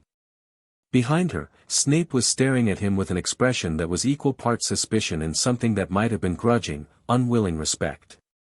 And behind Snape, Quirrell was looking at the troll with his mouth open and his hands trembling, but his eyes, his real eyes, the ones behind the mask, were fixed on Harry with cold, calculating interest. Harry met Quirrell's gaze for just a moment. Let the man see that Harry wasn't afraid. Then he looked away. 5 points to Gryffindor, McGonagall said tightly. Each. For sheer dumb luck. Now get back to your dormitory before I deduct 50 for recklessness. They got. On the way up to Gryffindor Tower, soaking wet and shaking with adrenaline, something solidified between the 3 of them, a bond that hadn't been there before, forged in shared terror and survival and the sight of a troll hitting a stone floor headfirst. Hermione stopped on the stairs. "Thank you," she said. "Both of you." "Don't mention it," Ron said. "I won't mention it to the professors. But I'm going to mention it to everyone else because that was the most incredible thing I've ever seen in my life and I have a lot of questions about how Wandless telekinesis works at that scale." Harry laughed. Ron laughed. And Hermione, after a moment of trying to maintain her composure, laughed too, a high, slightly hysterical sound that bounced off the stone walls and made a portrait of a sleeping Night Mutter in his sleep. They were friends. Properly, irrevocably friends. Later, in bed, Harry told Sirius about the troll. "You levitated a mountain troll," Sirius said flatly. "Yes. You're 11. I'm aware. And you're sure Quirrell let it in?" "Positive. It was a distraction. While everyone was dealing with the troll, the third-floor corridor would have been unguarded. Quirrell was testing the defenses, figuring out how to get past the dog." Sirius was quiet for a moment. "He's accelerating. The troll was a risk. If it had killed a student, the school would have been shut down and the stone moved. He's getting desperate. Or the thing inside him is. Quirrell's body is failing faster. I can see it. He's lost weight, his hands shake constantly, and he started wearing the turban tighter, like something underneath is growing." "Merlin." Sirius ran a hand through his hair, cleaner now, longer, starting to regain some of its old luster. Weeks of regular meals and sleep had done wonders. "Harry, we need to talk about what happens when Quirrell makes his move." "I know. I've been thinking about it. And I need to see what's under the trapdoor. Not to get the stone, to understand the protections. If I know what the gauntlet looks like, I can plan for what happens when Quirrell runs it. That's dangerous. Everything about this is dangerous. A fragment of Voldemort is sharing a school with 300 children. Dangerous is already here." Sirius couldn't argue with that. They spent the next hour designing a reconnaissance plan, timing, route, contingencies. Harry would go alone, under the cloak, during a period when the corridor was least likely to be monitored. He'd get past the dog, recorded piece of music on a Muggle cassette player Hermione had smuggled in, charmed to work in the castle's magical field, assess whatever was below, and get out. "Don't engage," Sirius said. "Don't try to get the stone. Just look. Observe. Report back." "Understood." "I mean it, Harry. This isn't a test or a class exercise. If something goes wrong down there, there might not be anyone to pull you out." "I know. That's why nothing's going to go wrong." November brought cold and Quidditch. Harry had made the Gryffindor team in a way that was, by now, depressingly predictable. During the first year's flying lesson in September, Neville had fallen from his broom and broken his wrist. Draco Malfoy had snatched Neville's Remembrall, a gift from his grandmother, and tossed it in the air with a taunting grin. Harry had mounted his broom for the first time, shot 50 feet into the air, and caught the Remembrall in a dive that drew a gasp from every student on the ground and the attention of McGonagall, who was watching from a window. He was on the team that afternoon. Youngest seeker in a century. The broom they gave him, a Nimbus 2000, purchased from his trust vault funds on McGonagall's quietly horrified recommendation that no student should play Quidditch on a school broom, responded to him like the wand had, instantly, perfectly, as if it had been waiting for him. Flying was freedom. Pure, uncut, uncomplicated freedom, the wind in his face, the world shrinking below, the absolute control of his own movement in 3 dimensions. He'd spent 10 years in a cupboard. Flying was the antithesis of the cupboard. It was everything the cupboard wasn't: open, fast, limitless. The first match was Gryffindor versus Slytherin, and it was where Quirrell made his first direct move against Harry. Harry felt the jinx 30 seconds into the game. His broom shuddered, a violent, unnatural jerk that had nothing to do with wind or turbulence. Then again, harder. His grip held, but the broom bucked like a wild animal, trying to throw him. He looked down. At the staff section, Quirrell was staring up at him, lips moving, eyes locked. Snape, next to him, was also staring, but Snape's lips were moving in a counter-curse, Harry realized.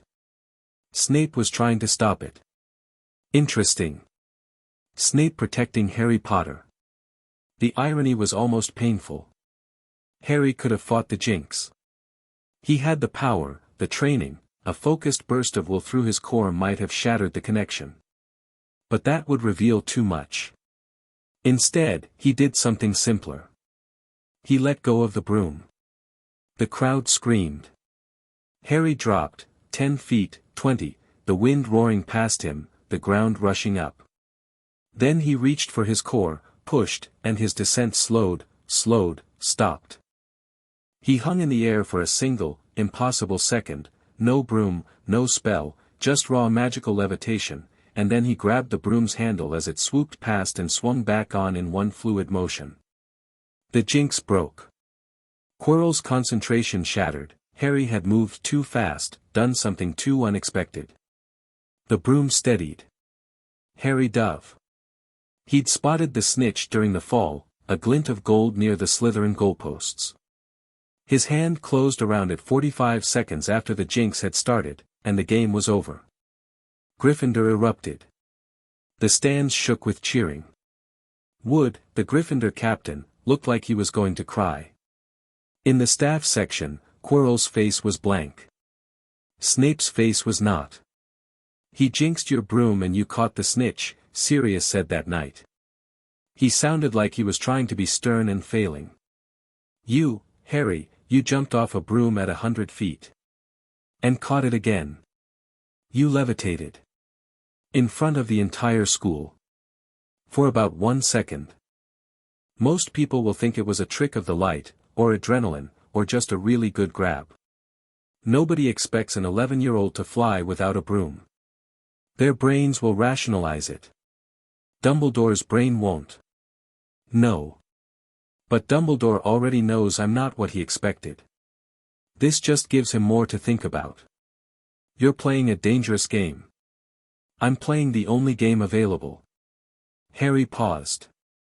Sirius, the Jinx was direct. Quirrell targeted me personally. That means either Voldemort considers me a threat, which, given our history, makes sense, or he wanted to test me. Either way, he's aware of me. The troll wasn't enough. The troll was a tool. The Jinx was personal.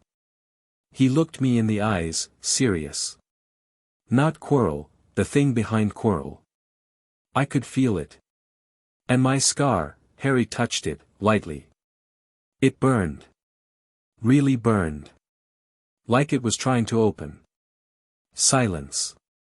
The scar is a connection, Sirius said carefully. We've always known that. The killing curse bounced back and it left a mark, and that mark links you to him. When he's close, when he's focused on you, the connection activates. What if it goes both ways? What do you mean? What if I can use the connection? Not to talk to him, but to sense him. To know when he's acting, what he's feeling. If the scar is a bridge, it has two ends. Sirius looked deeply uncomfortable. Harry, that's incredibly dangerous. If you open that connection, he could use it against you. He could send you false visions, influence your emotions, not through my occlumency. The scar reacts to his proximity and his emotional state, but it doesn't penetrate my shields. It's outside the starfield. A sensor on the hull, not a breach in the hull. You've thought about this. Extensively. And you want to use a magical connection to the darkest wizard of the century as a radar system. That's a concise way of putting it. Sirius stared at him through the mirror. Then, very slowly, he began to laugh. It was not entirely a happy laugh, it had threads of disbelief and worry woven through it, but it was genuine. You're absolutely barking mad. You know that? I learned from the best. The reconnaissance of the trapdoor happened on a Tuesday in late November, during a window when Harry had confirmed, through careful observation and a minor tracking charm on Quirrell's shoes, that the defense professor was in his office grading papers. Harry moved through the castle under the cloak, the cassette player in his pocket, his wand in his hand. The third-floor corridor was empty. The door was locked, a simple Alohomora opened it, which told Harry everything about how seriously Dumbledore took this protection. The room beyond was dark and it smelled like dog. A very large dog. 3 heads worth of very large dog. Fluffy was asleep. Not naturally, there was a harp in the corner, enchanted to play on its own, its strings producing a soft, lilting melody that kept the Cerberus in a deep, rumbling slumber. Harry noted it, someone else had been here recently. Quirrell, probably, on his own reconnaissance. The trapdoor was set into the floor beneath one of Fluffy's massive paws. Harry levitated the paw, gently, carefully, using wandless magic because the wand movements might wake the beast, and pulled the trapdoor open. Below was darkness. A long drop, but not bottomless. Harry could feel the space with his magical senses, the way the air moved, the way the magic pooled. Something soft at the bottom. A plant, probably. He dropped. The plant caught him, devil's snare, just as he'd suspected. It wrapped tendrils around his arms and legs immediately, pulling, squeezing. Harry didn't fight it. Fighting made it constrict. Instead, he relaxed completely and then, when the tendrils loosened a fraction in response to his passivity, he channeled fire. Not from his wand. From his hands. Bright, hot, blue-white flames erupted from his palms, and the devil's snare recoiled like a living thing in pain, releasing him and withdrawing into the walls. Harry dropped to the stone floor below, extinguished the flames, and moved on. The next chamber held birds. Hundreds of them, bright, glittering, filling the air with the sound of wings. Except they weren't birds. They were keys. Enchanted, winged keys, and somewhere in the flock was the one that opened the door at the far end. A broomstick hung on the wall. Harry ignored it. He studied the door, heavy wood, iron lock, old magic, and then studied the keys. One was larger than the others, silver, with a bent wing that suggested it had been caught and used before. Recently. Quirrell's been through here too, Harry thought. He's mapping the same route I am. Harry mounted the broom, caught the key in a single pass, his seeker reflexes made it trivial, and opened the door. Beyond was a chessboard. A giant wizard's chess set, life-size pieces carved from stone, arranged for a game in progress. The room was cold and the pieces were still, waiting. Harry walked to the edge of the board and examined the setup. McGonagall's work. The logic of it was pure transfiguration, animated stone, responsive AI, a system that required the player to complete a game to pass. Harry studied the board state and saw the path, a classic Queen's Gambit that would require sacrificing pieces to reach the opposite side. Ron would love this, he thought. Ron would destroy this. He filed the information and moved on. The next chamber reeked of troll, another one, unconscious, even larger than the Halloween specimen. Already dealt with, probably by Quirrell. Harry stepped around it. Then, a room of purple fire and black fire, with a table of potions and a logic puzzle. Snape's contribution. Harry read the riddle, examined the bottles, and identified the correct potion in under a minute. The logic was sound, 7 bottles, the clue in verse form, process of elimination. He memorized the solution but didn't drink. He didn't need to go further. Not tonight. The final chamber was beyond the black fire. Harry could feel it, a powerful magical artifact, radiating energy like a small sun. The stone. And guarding it, he suspected, was Dumbledore's own contribution. Something personal. Something that couldn't be bypassed with skill or power alone. He'd find out what it was when the time came. Harry retraced his steps. Back through Snape's fire room, past the troll, through the chess chamber, the pieces let him pass without challenge on the return trip, as if the enchantment was one-directional, through the key room, up through the devil's snare, a levitation charm, self-applied, carried him up the shaft, and out through the trapdoor. Fluffy was still asleep. The harp was still playing. He was back in Gryffindor Tower by midnight, his heart pounding, his mind blazing with new data. 6 layers, he told Sirius. Devil's snare, flying keys, chess, troll, logic puzzle, and something in the final chamber I didn't enter. Each one contributed by a different professor. Each one solvable by a competent adult wizard, or even a talented student. Sirius frowned. That's not much security for an immortality artifact. No. It isn't. And that's what worries me. You think Dumbledore wants someone to get through? I think the protections aren't designed to stop Voldemort. They're designed to slow him down. Give Dumbledore time to respond. The Real security is the final chamber, whatever Dumbledore put there. Everything else is a gauntlet, a funnel, leading the thief exactly where Dumbledore wants them. A trap. A trap. With the stone as bait and the final chamber as the kill zone. Dumbledore doesn't want to protect the stone. He wants to catch whoever comes for it. And he's doing this in a school full of children. Yes. Sirius's face was grim. The arrogance. The absolute, calculated arrogance. He's using Hogwarts as a mousetrap and the students as, what? Collateral? Background noise? He thinks he's got it under control. He probably does, for the most part. But he doesn't know what Quirrell really is. He might suspect, but he doesn't know that Voldemort himself is in the building. If he did, he'd have acted already. Would he? Harry paused. You think Dumbledore knows? I think Dumbledore knew Quirrell went to Albania, which is where Voldemort's wraith was rumored to be.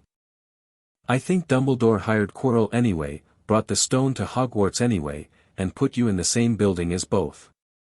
I think the old man is playing a game that's been running since before you were born, and you're not a student to him. You're a piece. The words settled in Harry's chest like stones. Then I need to stop being a piece, Harry said quietly. I need to be a player. December arrived with snow and exams and the dawning realization among the Hogwarts staff that Harry Potter was not a normal student by any conceivable metric. His exam results were perfect. Not just good, perfect. Every subject, every question, every practical demonstration executed at a level that left the examiners scrambling for superlatives. McGonagall's practical exam, turning a mouse into a snuffbox, resulted in a snuffbox of such exquisite craftsmanship that she kept it on her desk for the rest of the year. Flitwick's exam produced a charm so elegant that he incorporated it into his own research. Even Snape, whose marking scheme seemed designed to make perfection mathematically impossible, could find nothing to deduct. The only exam Harry deliberately underperformed on was defense against the dark arts. He answered Quirrell's questions correctly but without flair, kept his practical demonstrations to the standard curriculum, and made sure his grade was excellent but not extraordinary. He didn't want Voldemort knowing what he could do. Not yet. Dumbledore requested a meeting. It came through McGonagall, a polite note asking Harry to visit the headmaster's office at his convenience. Harry went on a Thursday afternoon, climbing the spiral staircase behind the gargoyle. The password, absurdly, was lemon drops, and entering an office that was exactly as Sirius had described, circular, cluttered, full of silver instruments that whirred and puffed and served no immediately obvious purpose. Fawkes the Phoenix sat on his perch by the door. Harry paused to look at him, a magnificent bird, scarlet and gold, with intelligent eyes that studied Harry with an intensity that felt familiar. He's beautiful, Harry said. He is rather, said Dumbledore from behind his desk. Please, sit. Harry sat. The chair was comfortable, deliberately so, he suspected. The whole office was designed to put visitors at ease, to make them feel safe and slightly off balance, the way a very skilled interrogator might arrange a room. Dumbledore smiled at him over half-moon spectacles. Those blue eyes twinkled. Lemon drop? No, thank you. Wise choice. I confess, Harry, I've been wanting to speak with you for some time. Your professors speak very highly of you. Minerva in particular seems to feel she's discovered a generational talent. Professor McGonagall is very kind. She is many things. Kind is not usually the first one that comes to mind. The twinkle intensified. Harry, I hope you'll forgive an old man's curiosity. Your progress this term has been remarkable. Extraordinary, even. And I find myself wondering about the source of your preparation. There it was. Polite, warm, wrapped in grandfatherly concern, but unmistakable. Who taught you? I'm a hard worker, Harry said. And I had access to books. Books. Dumbledore nodded slowly. Yes, I suppose the right books, in the right hands, could produce a student of your caliber. Though I confess I'm not aware of any books that teach occlumency to 10-year-olds. The mention was deliberate. A probe, not legilomantic, but conversational. He was telling Harry that he knew about the mental shields. Testing Harry's reaction. Harry let nothing show. Is there something specific you wanted to discuss, Professor? I have studying to do. Quite right, quite right.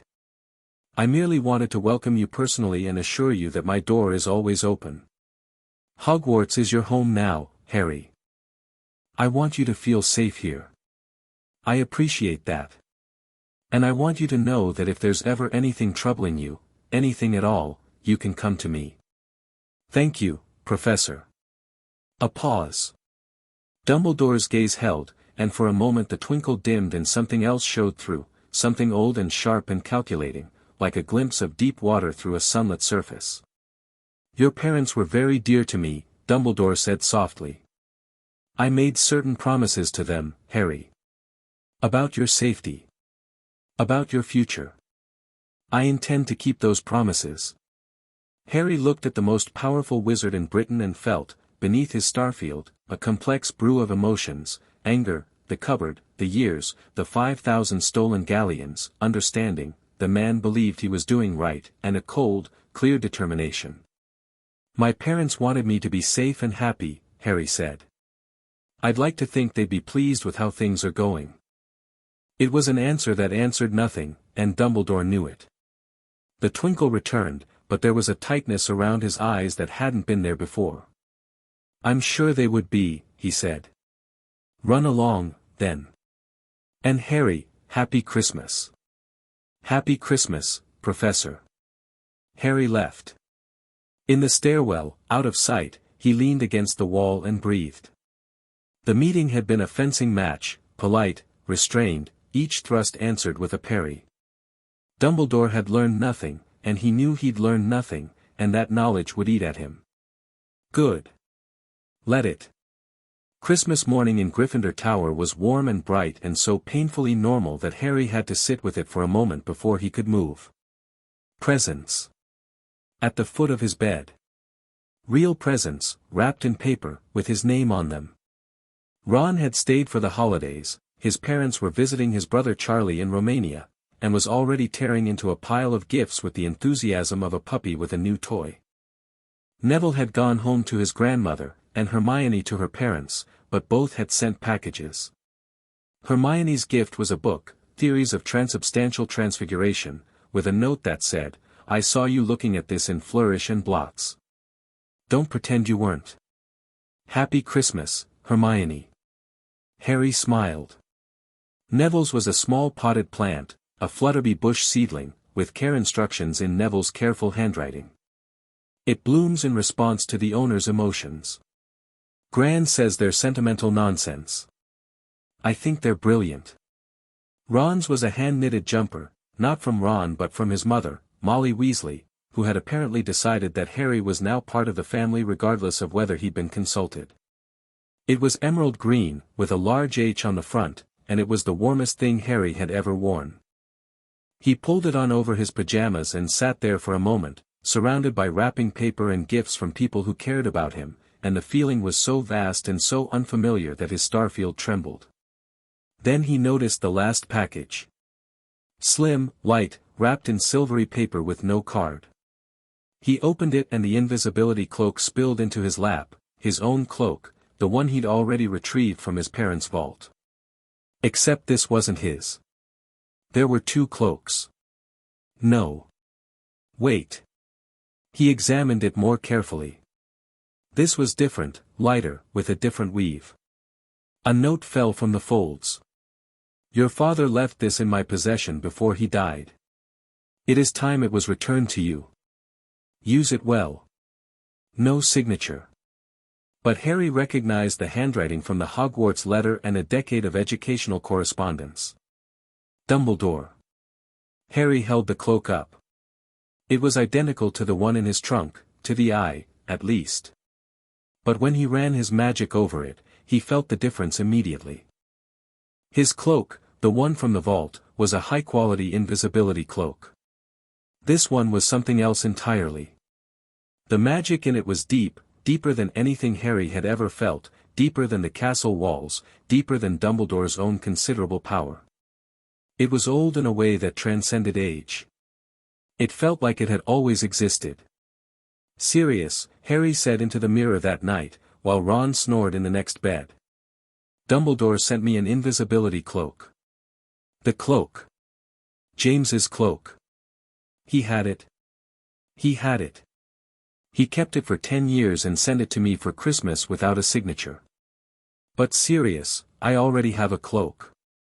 The one from the vault. Silence. The one from the vault is a decoy, Sirius said slowly. Or a copy. James was paranoid toward the end, he might have made a duplicate and put it in the vault as a backup. But the real cloak, the Potter cloak, Harry, there are rumors about that cloak. Old rumors. What kind of rumors? The kind that involve fairy tales and objects that shouldn't exist. The tale of the three brothers, do you know it? The Deathly Hallows. Your mother's journals. Yes. She had a whole section on magical artifacts of myth. The Elder Wand, the Resurrection Stone, and the Cloak of Invisibility. She didn't think they were myths. She was right. The Potters have claimed descent from Ignotus Peverell, the third brother, for centuries. If the cloak is real, if it's a hallow, then it's the reason Dumbledore borrowed it. Not to keep it safe. To study it. Harry's mind raced. He's been looking for the hallows. That's why he had the cloak. And if he's looking for all three, then there's a larger game than we thought. There's always a larger game. Harry folded the cloak carefully and placed it in his trunk, next to the decoy. 2 cloaks. One real, one copy. And a headmaster who was hunting for mythological artifacts while simultaneously baiting a trap for a Dark Lord in a school full of children. The game beneath the game had a game beneath it. January brought the return of the full student body, the resumption of classes, and Hagrid. Harry had been cultivating a relationship with the gamekeeper since September. It wasn't difficult, Hagrid was fundamentally kind, lonely, and desperate for connection. He'd known Harry's parents, loved them, and transferred that love to Harry with the unguarded generosity of a man whose heart was too big for subterfuge. Harry liked Hagrid. Genuinely, uncomplicated liked him. The man was warm and honest and good in a world that often wasn't, and Harry valued that. He also recognized that Hagrid was a security liability of the First Order, the man couldn't keep a secret if you paid him, and that made him a resource as much as a friend. He visited Hagrid's hut regularly, bringing Ron and sometimes Hermione and Neville, drinking tea that was too strong and eating rock cakes that were too hard and listening to stories about dragons and hippogriffs and the various terrifying creatures Hagrid considered misunderstood. It was during one of these visits, in late January, that Hagrid let it slip. Shouldn't have said that, Hagrid muttered, going red. Should not have said that. He'd said, Fluffy. He'd mentioned the dog, and the trapdoor, and in the same rambling sentence, Nicholas Flamel. Harry didn't react. He sipped his tea and let the conversation move on. But later, walking back to the castle with Ron and Hermione, he let the mask drop. Nicholas Flamel. Creator of the Philosopher's Stone. He and Dumbledore are partners in alchemy. The stone is under the trapdoor, that's what the whole third floor setup is protecting. Ron and Hermione stared at him. How long have you known? Hermione demanded. Since September. Since, Harry. I needed to be sure. And I needed to know who else was looking for it. Quirrell, Ron said, surprising everyone including himself. They looked at him. He shrugged, ears reddening. What? I've been watching. He's not right, is he? The stutter's fake, I've seen him when he thinks nobody's looking. He goes all still and his eyes go weird. And that turban smells like something died in it. Harry and Hermione exchanged a glance. Ron's right, Harry said. Quirrell is after the stone. And the reason is more dangerous than you think. He told them. Not everything, not the mirror, not Sirius, not the full extent of his preparation.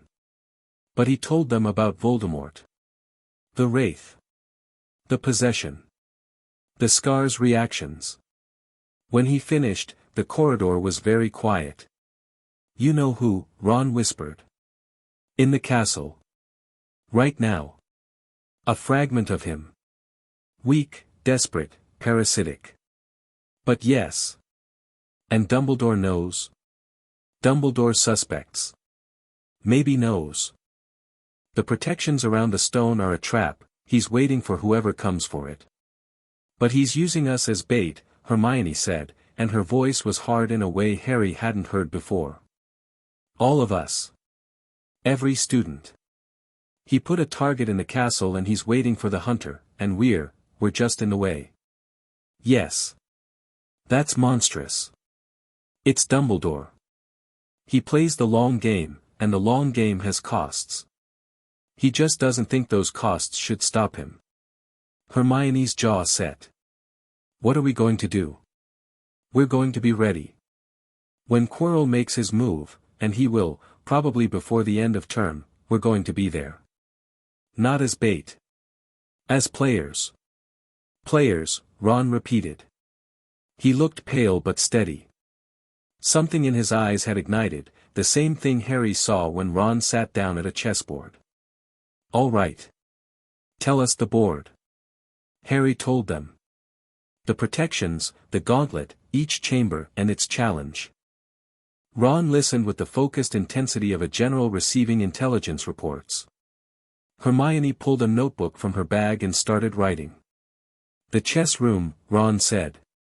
McGonagall's. You said it requires a full game? A full game played to completion. The pieces are enchanted stone, they fight.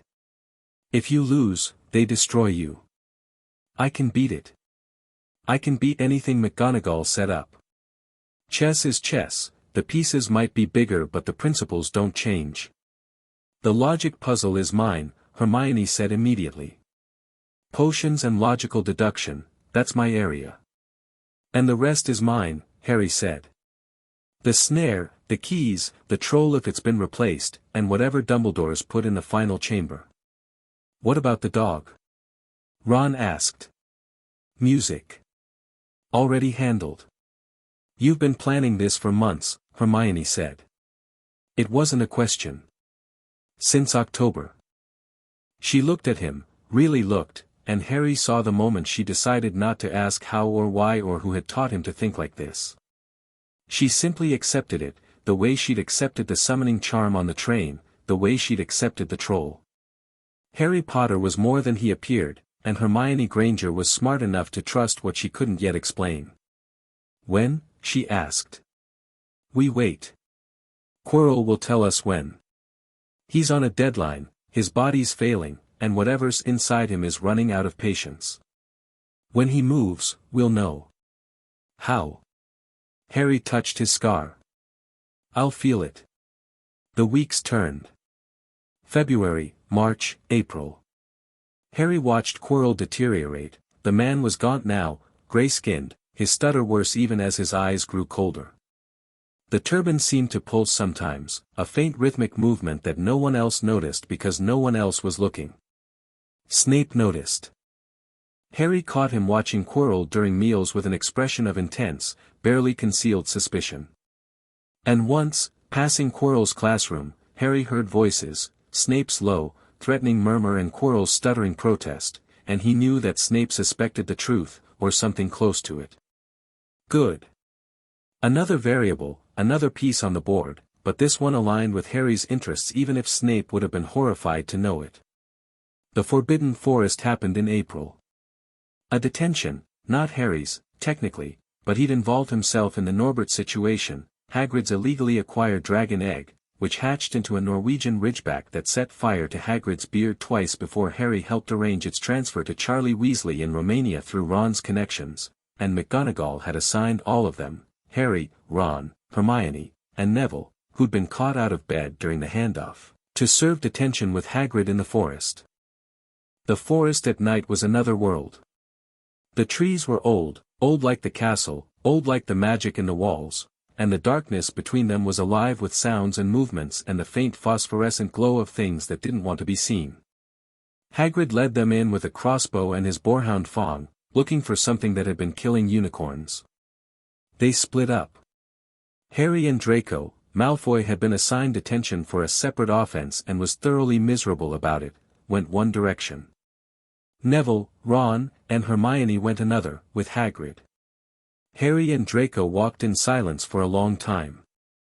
The forest pressed in, and Draco was scared, not the performative bravado of the Slytherin common room but genuine, physical fear, his face white in the wandlight, his breathing too fast.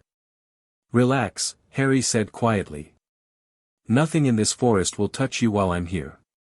Draco looked at him sideways. "That's a bold claim."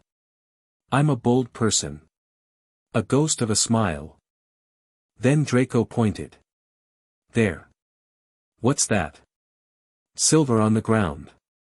Unicorn blood, thick, luminous, trailing through the undergrowth like a river of moonlight." They followed it, and the trail led to a clearing, and in the clearing, a unicorn lay dead. Silver blood pooled beneath its beautiful, broken body. And crouched over it, drinking from the wound, was a hooded figure that radiated wrongness, a dark, consuming, parasitic wrongness that Harry had felt once before. His scar erupted. Pain like a blade through his skull, white-hot, blinding. Harry didn't flinch. He'd been training for this, years of acclimacy, years of managing his mind under duress. The pain registered, was acknowledged, and was compartmentalized in his starfield like a burning star held at distance. The figure raised its head. Unicorn blood dripped silver from its chin. Beneath the hood, there was a face, or what had once been a face. Draco screamed. Actually screamed, high and sharp, and stumbled backward and fell. Harry stepped forward. The thing looked at him. Harry looked back. "You're killing yourself," Harry said, his voice steady in the dark clearing.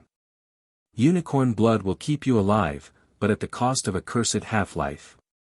You know that. You're desperate enough to accept it, but it's not a solution. It's a delay." The figure went still. Very still. "You need the stone," Harry continued. "That's why you're here. That's why you're in Quirrell. But the stone is behind protections you haven't beaten yet, and your host is dying. You're running out of time." A whisper.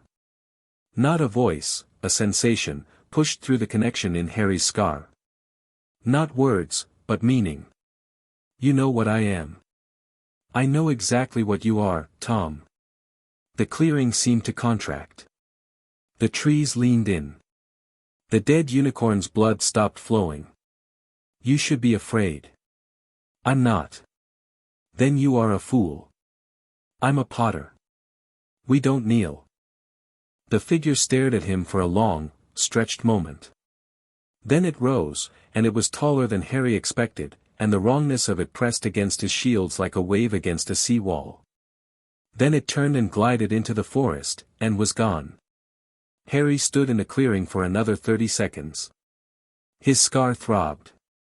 His hands were steady. Then he turned to Draco, who was on the ground, ashen-faced, shaking. "Get up," Harry said, and offered his hand. Draco took it. Harry pulled him to his feet. The Malfoy heir was trembling so hard his teeth were chattering. What was, something very dangerous. Something that's not going to hurt you. How do you know? Because I won't let it. Draco looked at him in the darkness of the forbidden forest, and something fundamental rearranged itself behind those gray eyes. Not friendship, not yet. But recognition. An understanding that Harry Potter was not a rival, not a curiosity, not a political piece. He was something else entirely. You called it Tom, Draco said quietly. That's its name. Or it used to be. You know what it is. Yes. Tell me. Not tonight. But I'll tell you this, your family is tangled up in it, Draco. Your father made choices that put you at risk. If you want to be safe, you need to start thinking for yourself. Draco said nothing. But he didn't let go of Harry's hand for a long time. They walked back to Hagrid in silence, and when Hagrid asked if they'd found anything, Harry said yes, and described the dead unicorn, and said nothing about the rest. That night, the mirror. He's feeding on unicorns, Harry said. In the forest. He's so desperate he's drinking cursed blood to sustain himself. He'll make his move soon, Sirius said. He has to. The unicorn blood is a stopgap, it buys him weeks, maybe. He needs the stone or he dies. Then it's almost time. Harry. Sirius's face in the mirror was tight with something between pride and terror. When it happens. When you go down there. Promise me you'll come back. Harry put his hand on the glass. Sirius put his hand on his side. Palm to palm, separated by enchanted glass and 100 miles and the weight of everything they'd survived. I promise, Harry said. We didn't come this far for me to lose now. The mirror glowed between them, warm as a heartbeat, bright as a star. Outside, the forest was dark and the castle was old and something terrible was gathering its strength. But Harry Potter was ready. Chapter 4, The Dog, the Dragon, and the Dark Lord May bled into June and the castle ripened with heat and anxiety. Exams pressed down on Hogwarts like a weather system, turning corridors into highways of muttering students with flashcards and haunted eyes. Hermione had constructed a revision timetable so elaborate it required its own table of contents. Ron had responded by constructing an equally elaborate system for avoiding Hermione's revision timetable. Neville had quietly planted himself in the greenhouse and refused to emerge for anything less than meals and mandatory classes. Harry barely noticed the exams.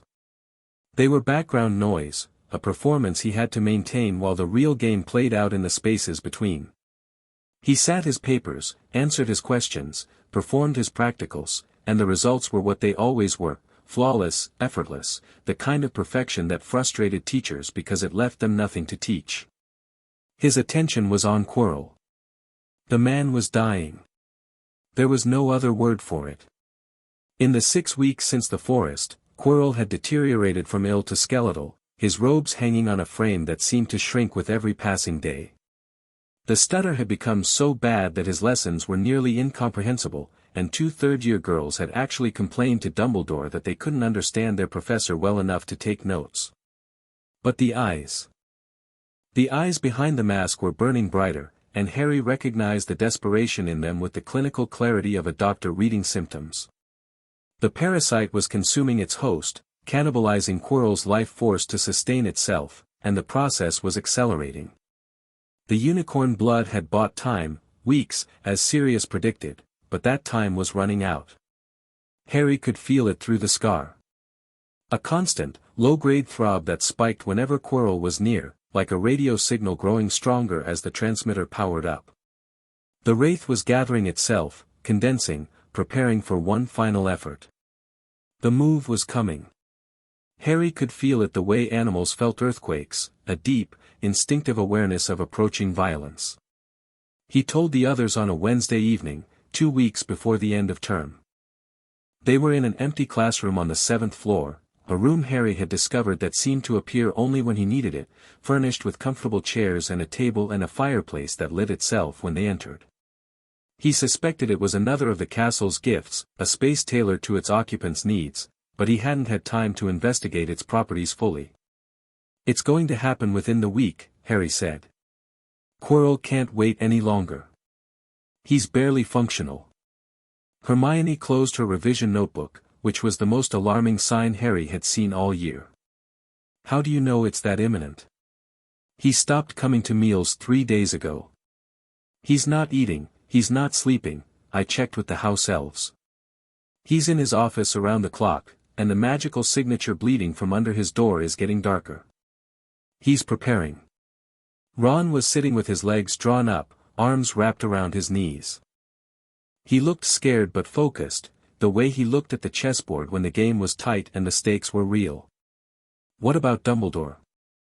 If we tell him, Dumbledore left the castle this morning. The room went quiet. He received an owl at breakfast, Harry continued. Urgent summons from the ministry, something about the Wizengamot. He left by floor from McGonagall's office at 9. I watched him go. That's convenient, Hermione said darkly. Too convenient. The summons was probably manufactured, Quirrell, or whatever's directing him, arranged it. Get Dumbledore out of the castle, clear the path. So tonight, Ron said. Maybe tonight. Maybe tomorrow. But soon. We need to be ready. We've been ready, Hermione said, and her voice had a steel in it that hadn't been there in September. 6 months of friendship with Harry Potter had done things to Hermione Granger, not changed her, exactly, but refined her. The need to prove herself had transmuted into something more dangerous, competence coupled with conviction. We've been ready for months. The plan hasn't changed. We go through the gauntlet. Ron takes the chess room. Hermione takes Snape's logic puzzle. I take the final chamber. We move fast, we move together, and we don't stop for anything. What about the final chamber? Neville asked. Harry looked at him. Neville had arrived without being invited. Harry hadn't told him about the meeting, but the boy had shown up anyway, pink-faced and determined, standing in the doorway with his jaw set in a way that reminded Harry forcefully of the parents he'd never known. I'm coming, Neville had said, before anyone could speak. Don't tell me I can't. I know what's happening, I'm not blind and I'm not stupid. Whatever you're doing, I'm part of it. Harry hadn't argued. You didn't argue with that kind of courage. You honored it. The final chamber is Dumbledore's protection, Harry said now. I don't know what it is. I scouted the gauntlet in November but I didn't go past Snape's room. Whatever Dumbledore put in there, it's the real defense, everything else is just a filter. And you're going in blind, Neville said. Not blind. Prepared. There's a difference. A small one. Big enough. Harry looked at each of them in turn, Ron, Hermione, Neville. His friends. His people. The family he'd chosen. Listen. I need to say something, and I need you to actually hear it. What's down there, what's in Quirrell, is the most dangerous dark wizard of the century. He's weakened, he's desperate, and that makes him more dangerous, not less. Cornered animals bite hardest. If any of you want to stay behind, I will not think less of you. This is not your fight. Shut up, Harry, Ron said. Honestly, Hermione agreed. Neville just shook his head. Harry felt something bloom in his chest, warm, fierce, and nothing at all like the carefully maintained cold of his Starfield. These people. These ridiculous, brave, impossible people. All right, he said. Then we wait. They didn't have to wait long. It happened the next night.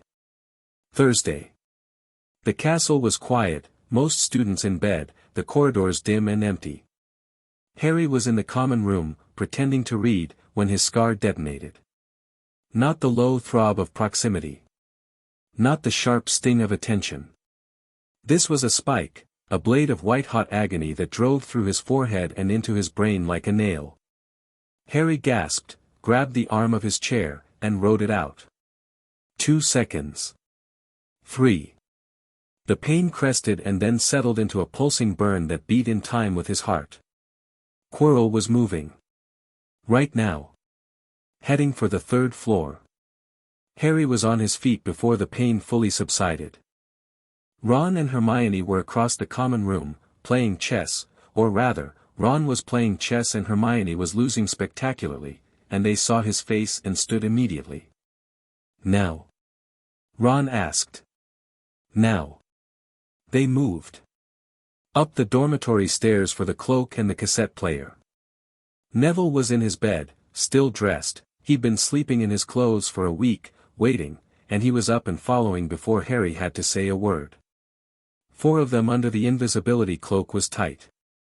Harry and Hermione could manage it, barely, but Ron's height and Neville's width made it a squeeze. They shuffled through the common room and out the portrait hole, moving as fast as they could without making noise. The fat lady muttered in her sleep. Students out of bed, in my day. The castle was alive around them. Harry could feel it, the walls humming, the staircases shifting, the ancient magic stirring as if it sensed what was coming. A corridor that should have been 20 yards long contracted to 10. A staircase that usually moved away from the 3rd floor rotated to face it dead on. The castle was helping. Clearing the path. Thank you, Harry thought, and felt a pulse of warmth in the stone beneath his feet. The 3rd floor corridor was empty. The door to Fluffy's chamber was ajar. Someone had already been through. Harry pulled off the cloak and drew his wand. The others drew theirs. 4 wands, 4 heartbeats, and behind the door, the sound of music, a harp, enchanted, playing a lullaby that drifted through the gap like smoke. Quirrell's ahead of us, Harry whispered. He's already past the dog. We follow. Stay close, stay quiet, and do exactly what we planned. They went through. Fluffy was asleep, 3 enormous heads resting on 3 sets of massive paws, each the size of a dining table. The harp played on. The trapdoor was open, a square of darkness in the floor that breathed cold air upward like a well. I'll go first, Harry said, and jumped. The devil's snare caught him like a net. Tendrils wrapped his legs immediately, thick and muscular, pulling him down into the mass of the plant. Harry relaxed, let his body go limp, his breathing slow, and then poured fire from both palms. Blue-white flames roared to life, and the snare recoiled, releasing him. He landed on stone. It's safe. Jump. They jumped, Ron first, then Hermione, then Neville. Hermione remembered the fire and produced her own, not as powerful as Harry's, but effective. Ron thrashed for a moment before going still at Hermione's shouted instruction. Neville, surprisingly, reached into the plant's coils and did something with his hands, a precise, firm pressure at the base of the tendrils, and the snare released him voluntarily. Herbology, Neville said, at their stairs. There's a nerve cluster at the root junction. Press it and the plant goes dormant. That's not in any textbook, Hermione said. No. It's in the greenhouse, if you spend enough time with the plants. Harry grinned. Neville, you're brilliant. The key room was next. Hundreds of winged keys filled the air, a storm of glittering brass and silver. Harry mounted the broom on the wall, spotted the key with the bent wing, and caught it in a single diving pass. The door opened. The chess chamber stopped them. It was vast, the size of a cathedral, the ceiling lost in darkness. The chess pieces were massive, carved from black and white stone, and they turned to face the newcomers with the grinding, deliberate menace of things designed to kill. Ron stepped forward. His face was white but his eyes were sharp, diamond-hard, laser-focused, the eyes of a boy who'd been preparing for this his entire life without knowing it. I'll handle this, Ron said. The 3 of you need to be pieces. Harry, you're the bishop. Hermione, you're the castle. Neville, take the second knight position. Ron, Hermione began. Trust me. Ron looked at Harry. Harry nodded. They took their positions. Ron surveyed the board, and Harry watched something remarkable happen. Ron Weasley, the sixth son, the afterthought, the boy who'd spent 11 years being overlooked, came alive. Knight to e5, Ron said, and the game began. It was brutal. The black pieces played aggressively. McGonagall's enchantment was ruthless, punishing mistakes with stone clubs and maces that shattered the white pieces into rubble. Ron met every move with a countermove that was precise, elegant, and sometimes breathtakingly risky. Harry, move to c5. Hermione, hold position. Neville, when I say go, move to d7. Not before. The game lasted 20 minutes. 20 minutes of grinding stone and shattering impacts and Ron's voice cutting through the chaos like a blade, calling positions, reading the board, seeing the path that none of the rest of them could see. Then Ron went quiet. He was staring at the board with an expression Harry recognized, the look of a man who'd found the winning move and didn't like the cost. Ron, Harry said. I have to sacrifice myself, Ron said. No.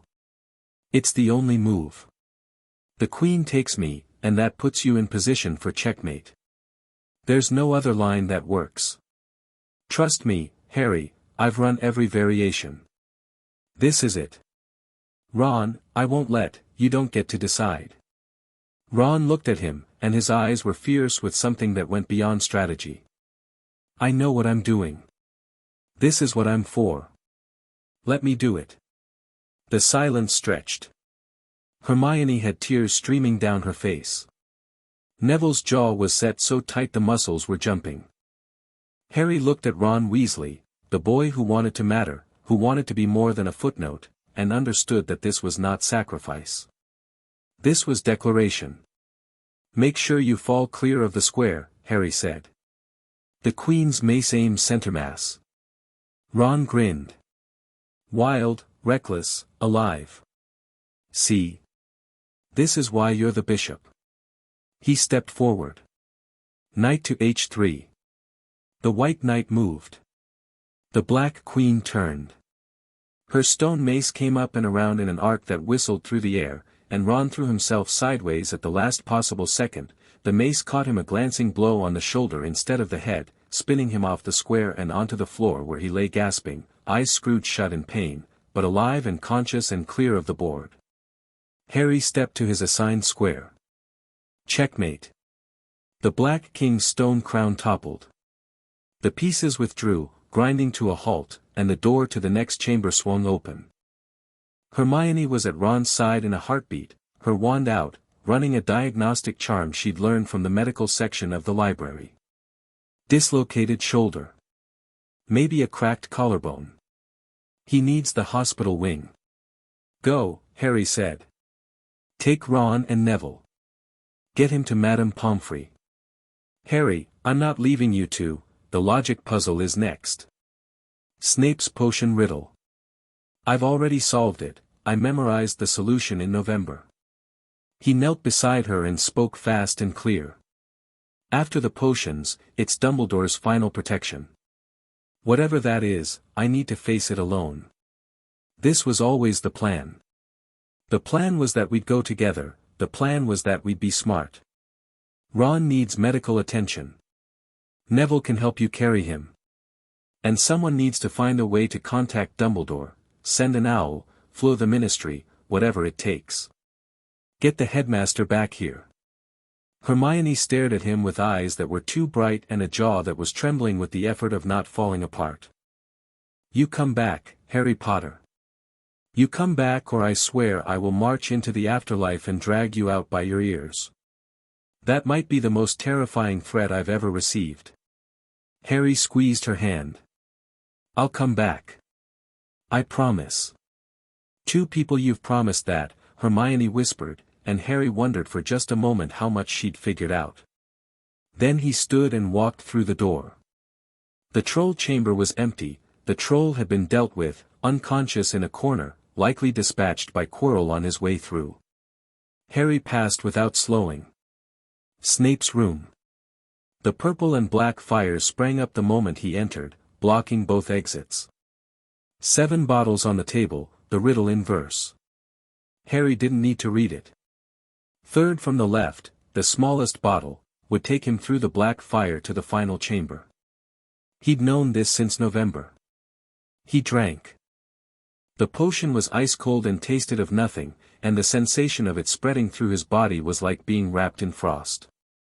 The black fire parted as he walked through it, flames licking harmlessly at his skin. The final chamber opened before him. It was smaller than he'd expected. Circular, stone-walled, lit by torches that burned with a strange, sourceless light. And in the center of the room stood a mirror. Not his mirror, not the two-way mirror that had saved his life and his sanity, the warm glass connection to Sirius that he carried everywhere. This was something else entirely. Tall, ornate, framed in gold, with an inscription carved across the top, Erist stra eru oit uba kafru oit anwosi. The Mirror of Erist.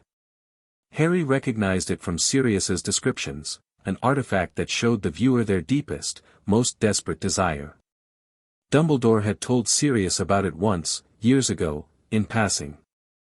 A dangerous object. The kind of thing that could trap a man forever, staring at something he could never have. I show not your face but your heart's desire. Harry understood immediately. This was Dumbledore's final protection, not a spell, not a ward, not a puzzle. A test of character. The stone was in the mirror, somehow. Hidden inside its magic. And the protection was psychological, only someone who wanted the stone but didn't want to use it could retrieve it. Greed would defeat itself. The greedy man would see himself using the stone and never figure out how to get it out. Brilliant. Elegant. Exactly the kind of defense Dumbledore would design, one that turned the enemy's desire against them. And Quirrell was standing in front of it, his turban unwound, his back to Harry, staring into the glass with an expression of frustrated fury. I see myself holding the stone, Quirrell said, and his voice didn't stutter. It was clear, cold, and completely controlled. I see myself presenting it to my master.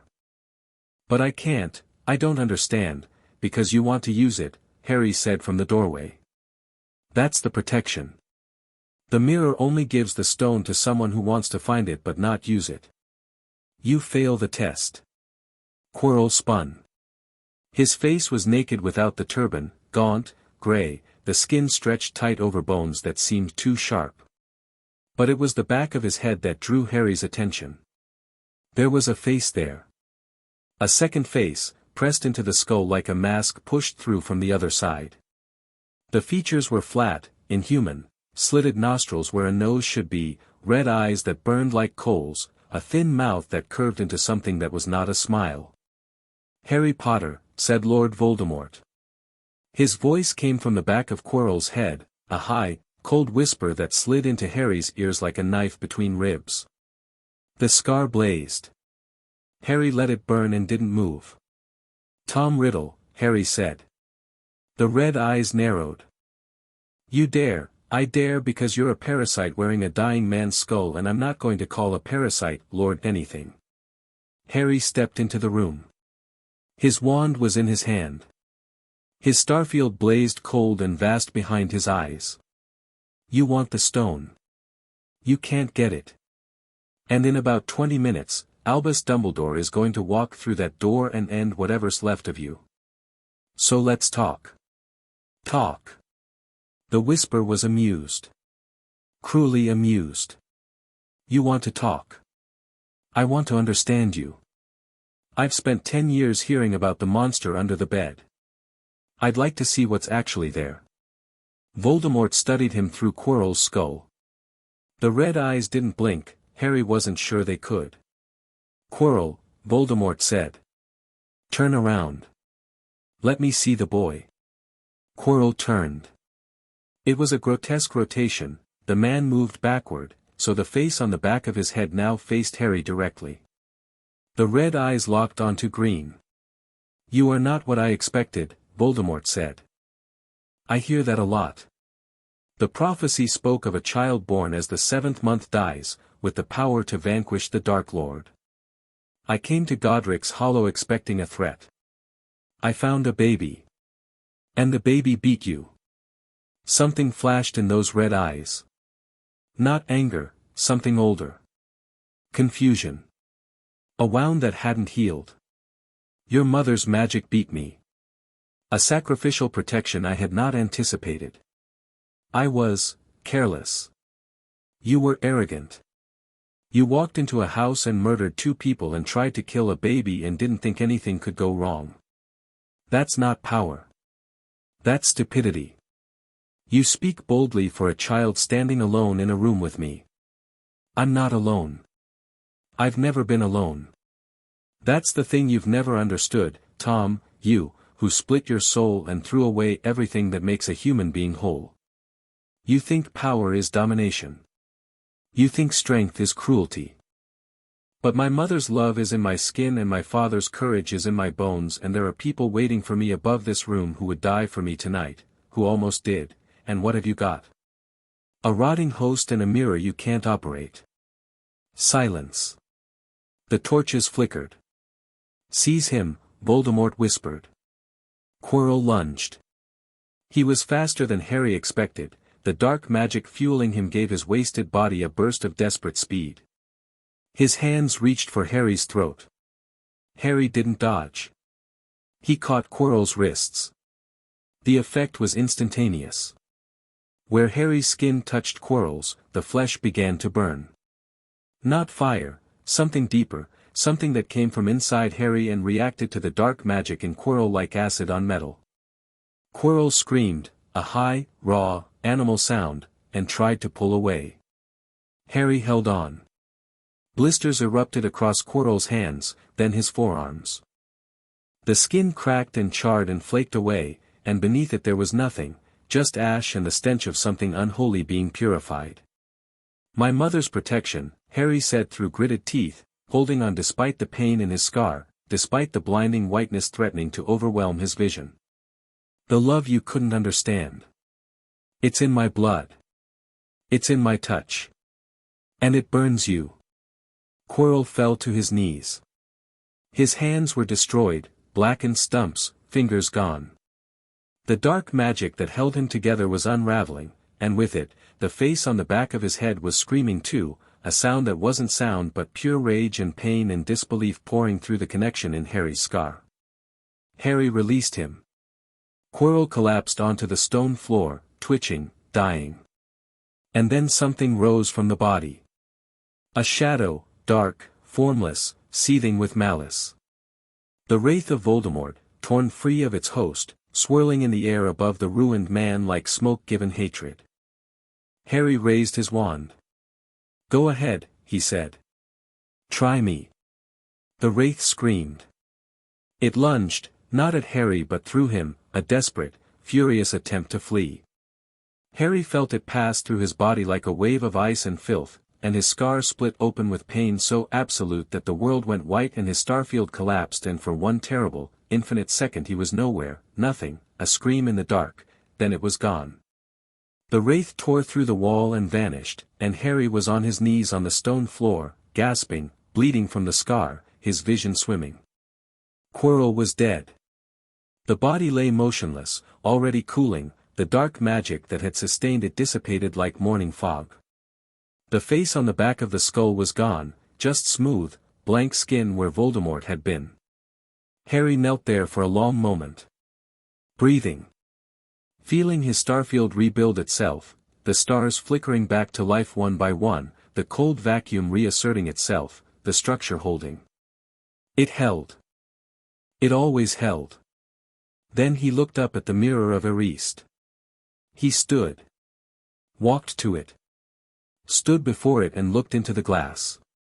He saw himself. Not as he was, bloodied, battered, 11 years old and too small for what he'd just done. He saw himself as he wanted to be.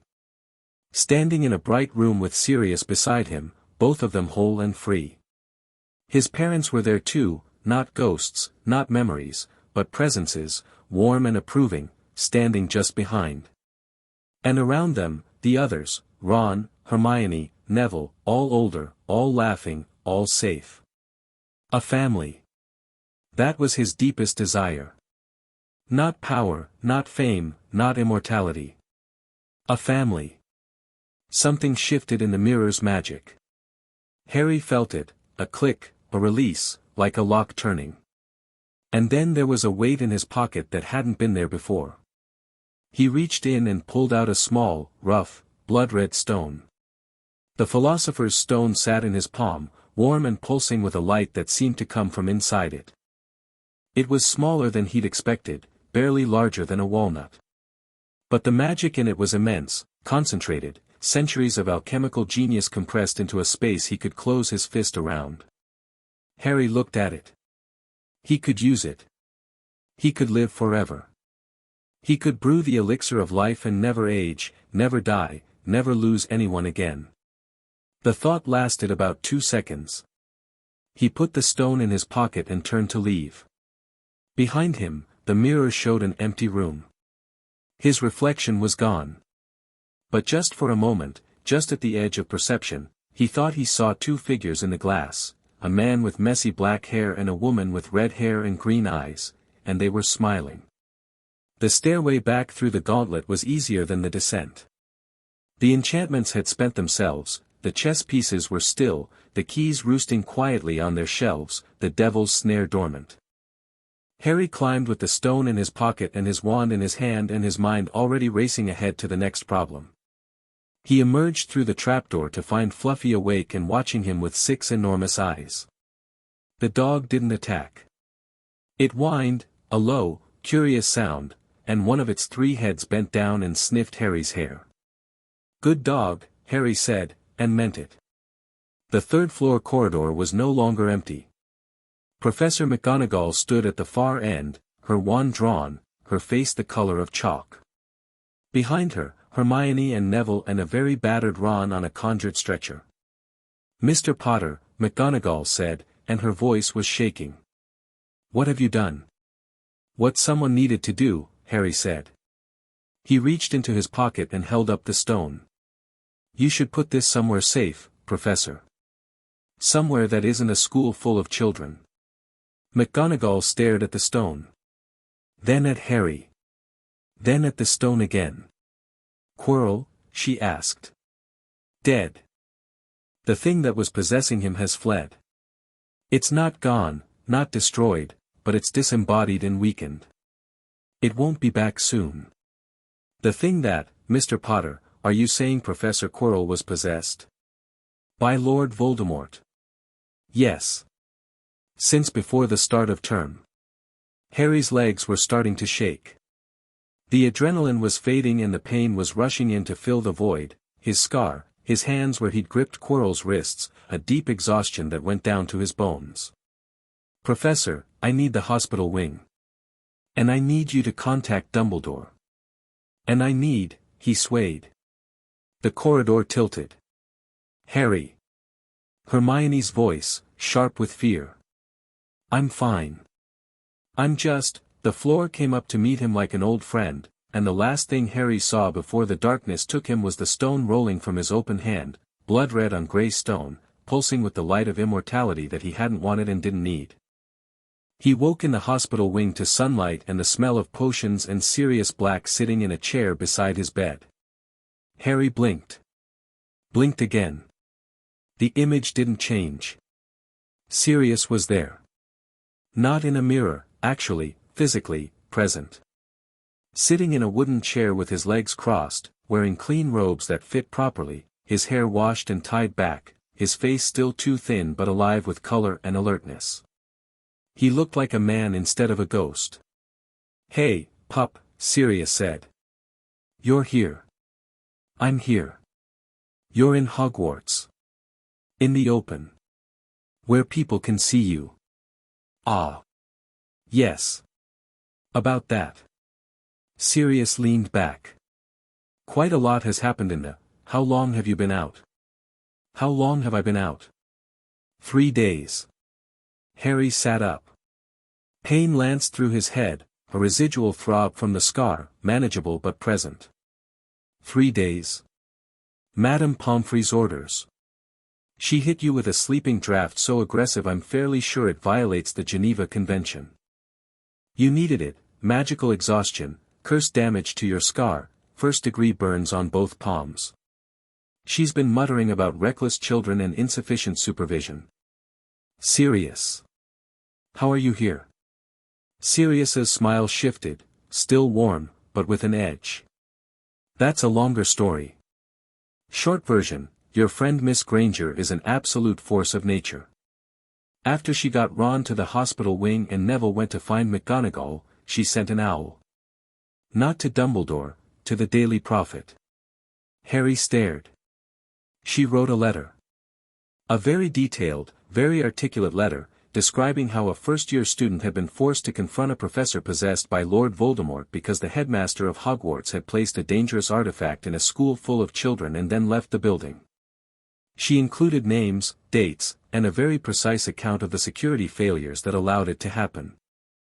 She signed it, Hermione Granger, Muggle-born, age 12, because apparently saving the wizarding world is the responsibility of children now. Harry made a sound that was halfway between a laugh and a groan. The letter arrived at the Prophet Friday morning. It was on the front page by Friday afternoon. By Friday evening, the ministry was in an uproar, the Board of Governors was demanding answers, and Dumbledore was back at Hogwarts trying to contain a firestorm. And you? I used the chaos. A wrongly imprisoned godfather makes a much better story than a dead professor when there's already blood in the water. I walked into the ministry under Veritaserum, voluntarily, in front of witnesses, and told them everything. Peter Pettigrew. The secret keeper switch. The framing. All of it. And they believed you.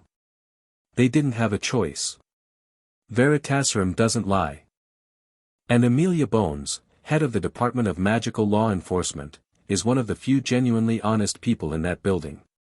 She'd been pushing for a review of my case for years, apparently, but Crouch and Fudge had blocked it.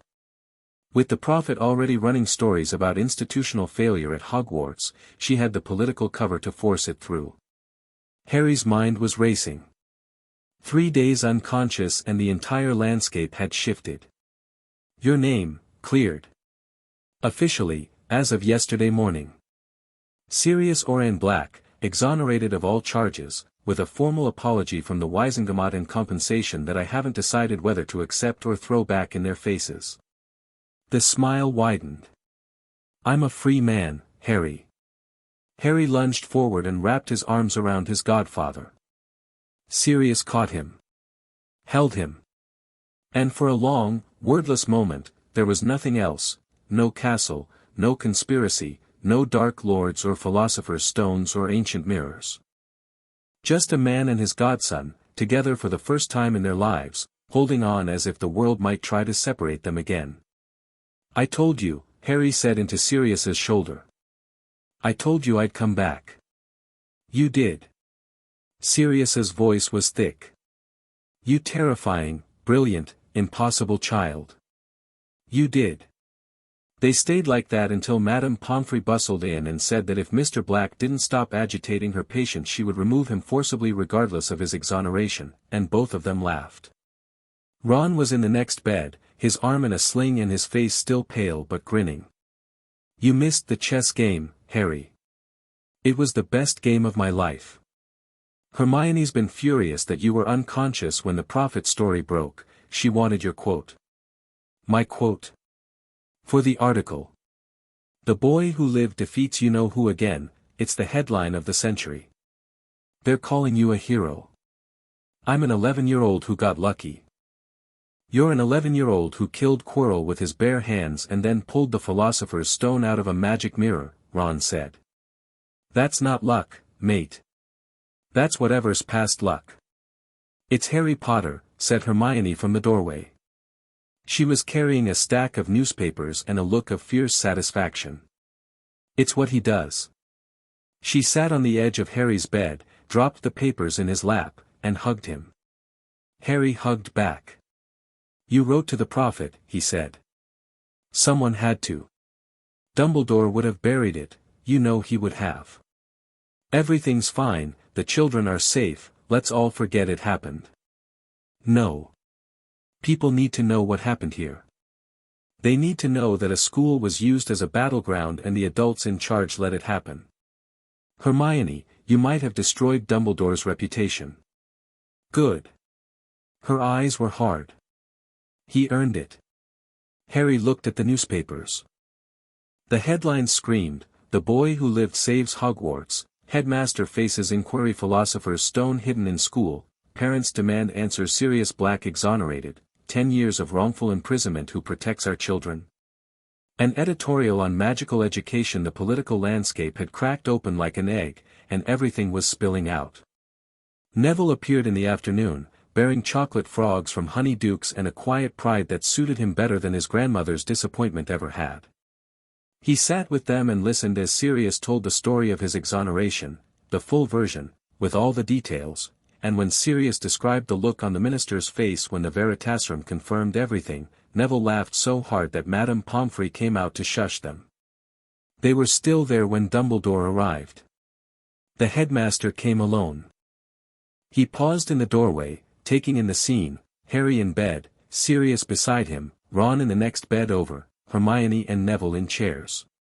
His blue eyes swept the room and settled on Harry with an expression that was, for the first time in Harry's experience, genuinely difficult to read.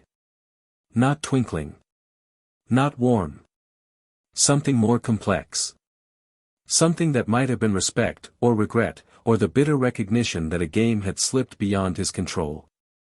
"Harry," Dumbledore said. "I'm glad to see you awake." "Professor. Might we speak privately?" Harry glanced at Sirius. His godfather's face had gone hard, the warmth of the past hours replaced by something cold and sharp. "Anything you have to say to my godson, you can say in front of me." "Sirius, my name is Mr. Black, Dumbledore. We're not friends. We haven't been friends since you left my godson in a cupboard for 10 years. The room went very quiet. Dumbledore absorbed the blow with the grace of a man who'd been absorbing blows for over a century. He inclined his head. "Very well. Perhaps this conversation is better had with witnesses." He conjured a chair and sat, folding his hands in his lap with a deliberateness that made Harry think of chess. "Harry, I owe you an explanation." "You owe me several." "Yes.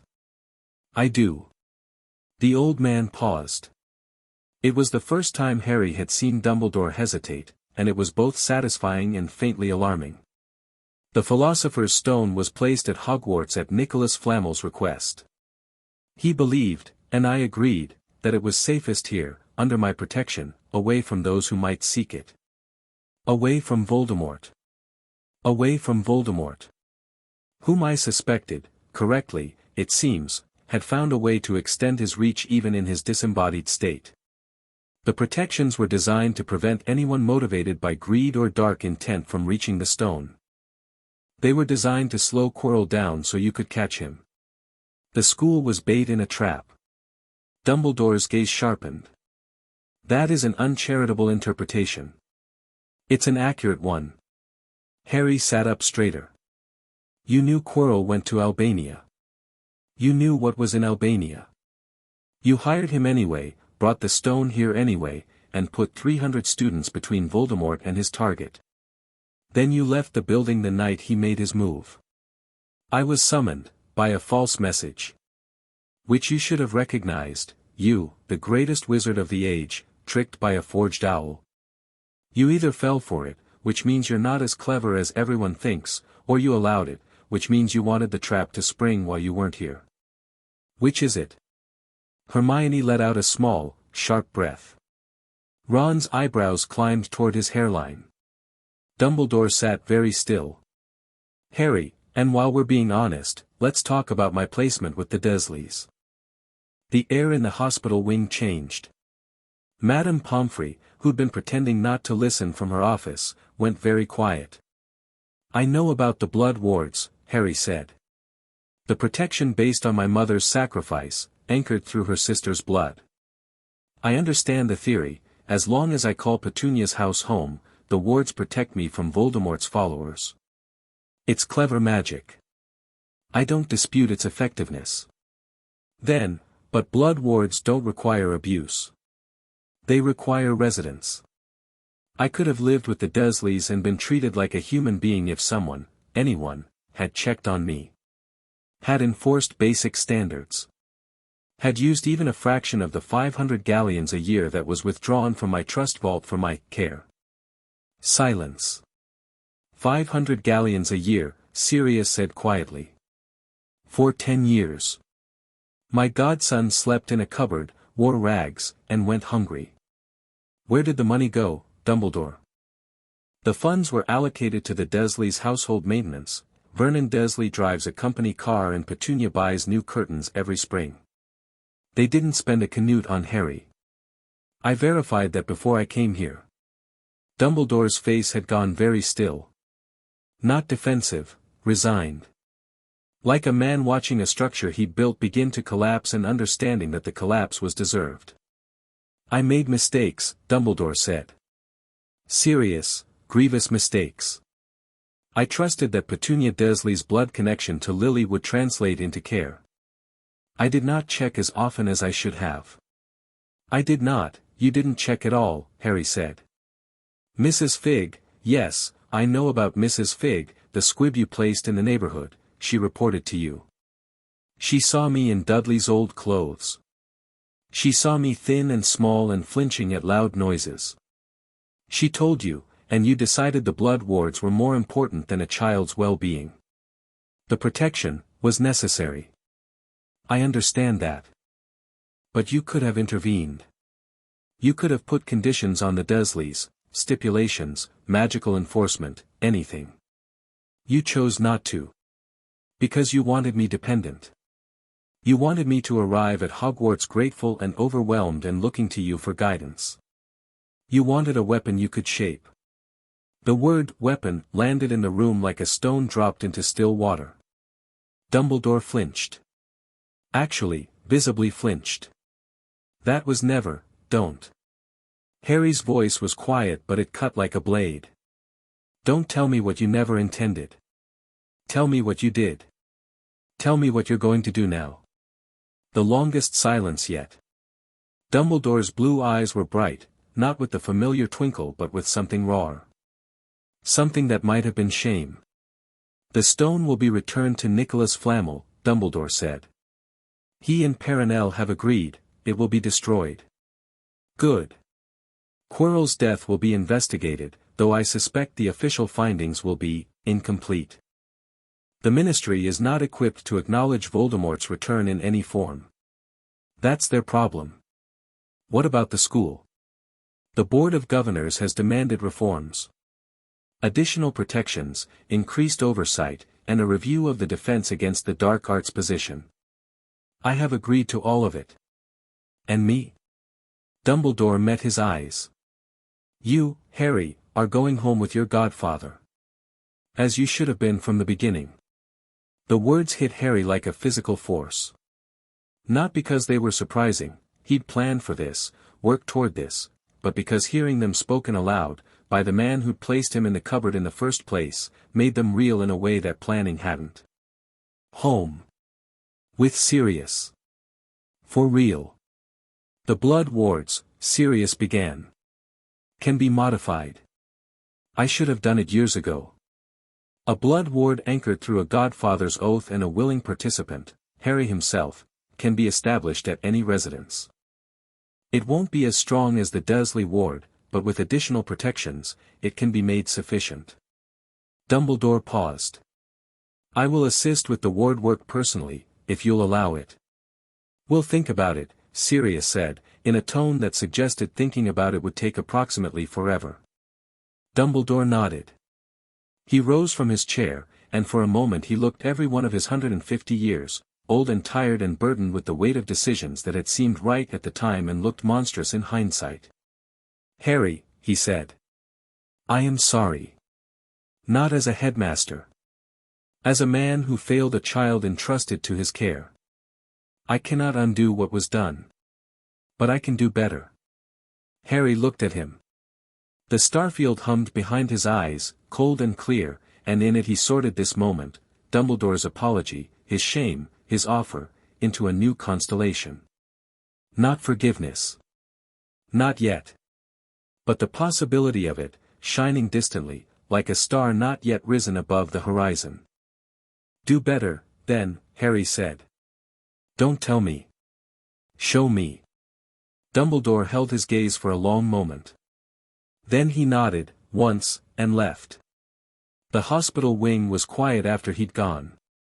Then Ron let out a breath that sounded like it had been trapped in his chest since Christmas. Blimey, Ron said. You just told off Albus Dumbledore. He told off Albus Dumbledore and Dumbledore apologized, Hermione corrected. That might be the most significant moment in modern magical political history and I didn't bring a quill. You sent a letter to the prophet that caused a governmental inquiry, Harry reminded her. I think you've done enough. Sirius was looking at him with an expression Harry had seen 1,000 times through the mirror but never in person, that fierce, overwhelming pride that Sirius couldn't contain and didn't try to. Your parents, Sirius said hoarsely. James and Lily. They'd have, Harry, they'd have been so, I know, Harry said. I know. The last days of term passed in a blur of sunshine and relief and the strange, surreal normalcy of a school trying to pretend that Voldemort hadn't just been evicted from its faculty. Exams were over. Results were posted, Harry topped every subject except herbology, where Neville beat him by 3 points, a result that pleased Harry enormously and Neville even more. The House Cup went to Gryffindor by a landslide, thanks to a last-minute award of points from Dumbledore that Harry suspected was partly apologetic. Draco caught Harry in the corridor on the last day. The Slytherin heir looked different, not physically, but in the way he carried himself. Something had changed since the forest, since the night he'd watched Harry face down a wraith without flinching. The practiced sneer was gone. What remained was more complicated, wariness, curiosity, and a grudging respect that Draco was clearly still figuring out how to wear. Potter. Malfoy. My father is, not pleased. About any of this. I imagine not. He says Dumbledore's time is coming. That the board will have him out within the year. Draco paused. He also says you're dangerous. Your father says a lot of things. Which ones do you believe? Draco was quiet for a moment. The dangerous part. Smart. I'm a Malfoy. We're always smart. A beat. Potter, what you said in the forest. About my family being tangled up in it. You meant the Dark Lord. Yes. My father served him. Yes. And you think he'll come back? The Dark Lord. I know he will. Not today, not tomorrow, but eventually. He's too stubborn to stay gone. Draco looked at him with eyes that were too old for 11. When he does, what side should I be on? The side you choose for yourself. Not the one your father chose for you. Another long pause. Then Draco nodded, not the sharp, practiced nod of a pure-blood heir, but something more genuine. More human. Have a good summer, Potter. You too, Draco. The Hogwarts Express carried them south through green countryside in summer heat. Harry sat with Ron, Hermione, and Neville, and the conversation ranged from the profound to the ridiculous, from the implications of Voldemort's continued existence to a heated debate about the best flavor of Bertie Bott's every flavor beans. At King's Cross, they said goodbye on the platform.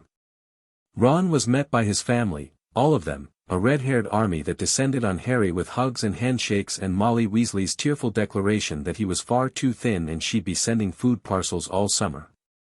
Hermione's parents were there too, dentists, bewildered and proud, trying to understand how their daughter's first year at boarding school had involved a troll and a Dark Lord. Neville's grandmother, a formidable woman in a vulture-topped hat, shook Harry's hand with a grip like iron and said, "You've been good for my grandson. Don't stop." "I won't," Harry promised. Then the platform cleared, and Sirius was there. Not in a mirror. Not through glass. Standing on platform 9 3/4 in clean robes with his hair tied back and his eyes bright and his hand extended, and Harry took it and held on. Ready to go home? Sirius asked. I've been ready my whole life. They walked through the barrier together, godfather and godson, free man and freed boy, and stepped out into King's Cross Station, into the noise and the crowd and the mundane, ordinary, beautiful Muggle world. Sirius hailed a taxi. Harry climbed in, his trunk shrunk in his pocket, his wand on his wrist, the mirror warm against his hip. Through the window, London streamed past, bridges and buses and buildings and all the chaos of a city that had no idea what lived beneath its surface. Harry watched it all and felt, for the first time he could remember, that the world was wide enough to hold him. Sirius? Yeah.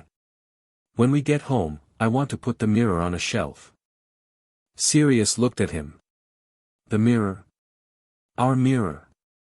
The two-way mirror. I want to put it on a shelf, somewhere I can see it. Not because I need it anymore, because we're in the same place now. But because it saved us. Both of us. And I want to remember that. Sirius's hand found his and squeezed. Sounds about right. The taxi pulled into a quiet London square. Number 12, Grimmauld Place materialized between numbers 11 and 13, and the door opened, and the house that had once been dark and oppressive was warm and lit and waiting. Harry stepped inside. The door closed behind him. He was home. Chapter 5, Through the Fire. Summer arrived at Grimmauld Place like a guest who'd never been invited before and wasn't sure where to sit. The old house resisted it, decades of dark magic and neglect had settled into the walls like grime, but Sirius attacked the problem with the same reckless energy he'd once applied to school pranks, and Harry helped with a methodical thoroughness that his godfather found both impressive and slightly alarming. You've organized the library alphabetically, by subject, by century, and by magical classification, Sirius said, standing in the doorway of the second-floor study on their third day. There are color-coded tabs. The Black Family Library contains over 4,000 volumes spanning 9 centuries of magical scholarship. Approximately 30% of them are restricted or borderline dark.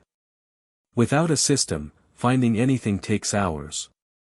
Harry, you've been here 3 days. I don't sleep much. That was true, though the reasons were shifting. At the Dursleys, Harry hadn't slept because sleep meant vulnerability, the locks on the cupboard door, the uncertainty of what morning would bring. At Grimmauld Place, he didn't sleep because there was too much to do. The house needed cleaning, warding, restructuring. The library needed cataloging. His training needed advancing. And there was a war coming, not soon, perhaps, but inevitably, and Harry intended to be ready for it. Sirius watched him with the careful attention of a man who understood the difference between productivity and avoidance. Come outside, Sirius said one morning, about a week in. He was leaning against the kitchen doorframe, holding 2 mugs of tea. The kitchen itself was unrecognizable from the nightmare Harry had glimpsed through the mirror months ago. Sirius had scrubbed it, painted it, replaced the ancient stove with something that didn't look like it might achieve sentience and revolt. The back garden's got sun. Actual sun. I checked. I'm in the middle of, Harry.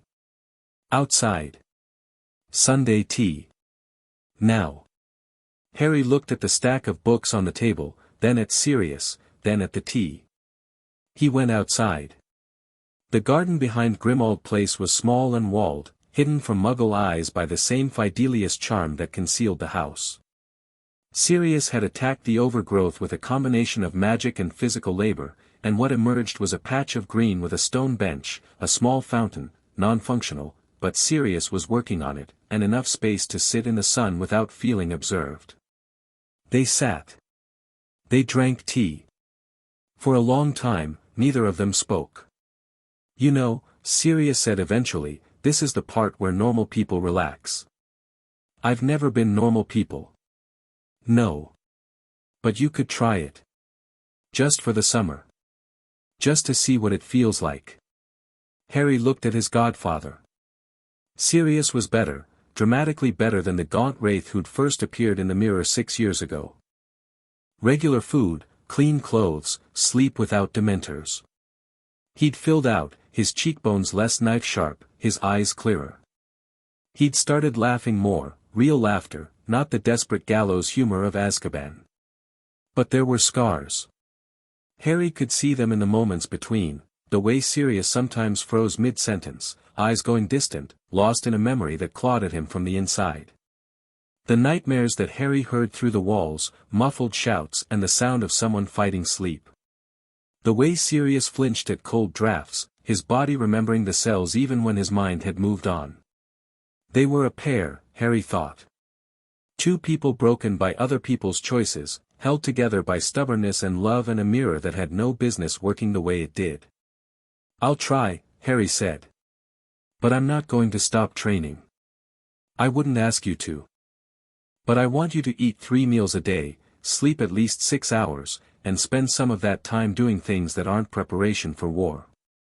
"Like what?" "Like being 12. Write letters to your friends. Read something that isn't a textbook. Learn to cook. I'm terrible at it, and Creature's idea of cuisine hasn't evolved since the Victorian era." Sirius paused. "Go flying. There's a broom in the attic, not a nimbus, but serviceable. The garden's warded against Muggle sight. You could fly every evening if you wanted." The thought of flying, the wind, the freedom, the sky opening up above him, sent a pulse of something warm through Harry's chest. Not the controlled warmth of his magical core. Something simpler. Something that might have been joy. "I'd like that," Harry said. "Good." Sirius drained his tea. "Now, since you've organized the entire library, you can help me with the drawing room. There's a boggart in the cabinet and a set of cursed curtains that tried to strangle me yesterday." "Cursed curtains?" "The noble and most ancient house of Black doesn't do things by halves. They went inside, and the day unfolded the way days at Grimmauld Place began to unfold, work and magic and conversation and the slow, painstaking process of turning a house into a home. The letters from Hogwarts came in a steady stream. Ron's were long, sprawling, and enthusiastic, his summer in Egypt with his family, visiting Bill, exploring ancient tombs. He'd attached a photo of himself standing in front of a pyramid, squinting in the sun, his arm in a sling from the chess game still faintly visible. "Harry, Egypt is mental. Bill took us into a tomb yesterday and there were curses everywhere. Fred accidentally triggered one and his head swelled up like a balloon. Mum was furious. Dad was taking notes. Wish you were here. Ron. P.S. I've been thinking about what you said about chess and combat strategy. There's a book in the Gringotts Cursebreakers library about tactical ward breaking that uses chess principles. Bill says I can have it when he's done. I'm going to be brilliant at this."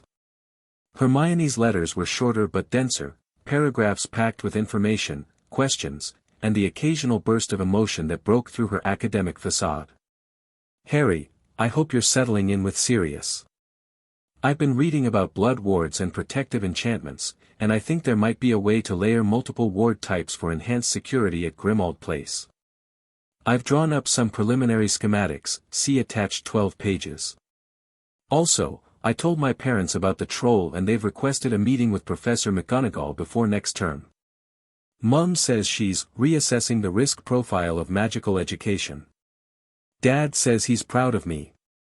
I cried a bit. "Don't tell Ron." Neville's letters were the most surprising. They arrived with plants, seedlings, clippings, specimens from the Longbottom greenhouse, and notes that were quiet and careful and slowly, steadily more confident. "Harry, Gran took me to visit my parents at St. Mungo's this week. She usually goes alone but I asked to come. Mum didn't recognize me. She never does. But she gave me a sweet wrapper, and I'm keeping it. I've been practicing. Not just herbology, everything. I practiced the disarming charm 50 times yesterday and I got it on the last 10. That's better than 0, which is where I started. You said once that I wasn't less, I was dormant. I think I'm starting to grow."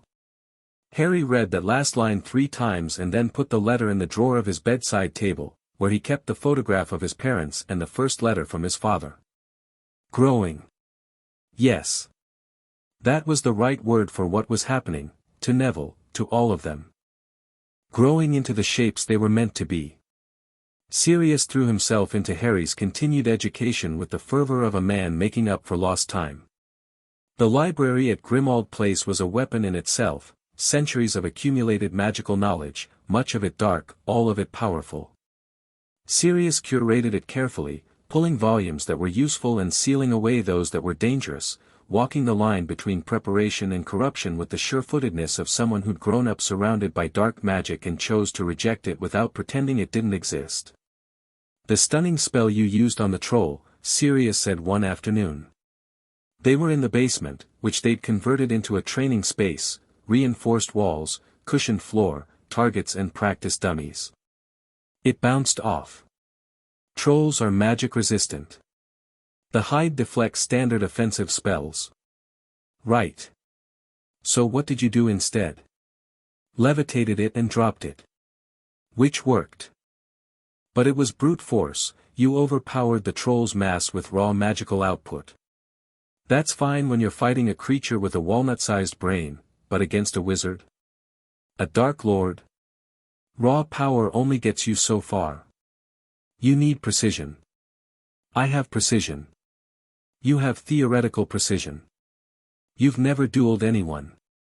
Harry opened his mouth. Closed it. Sirius was right. For all his training, all his knowledge, Harry had never faced a magical opponent in a real exchange of spells. Quirrell hadn't been a duel, it had been a confrontation resolved by the blood protection, not by combat skill. "So teach me," Harry said.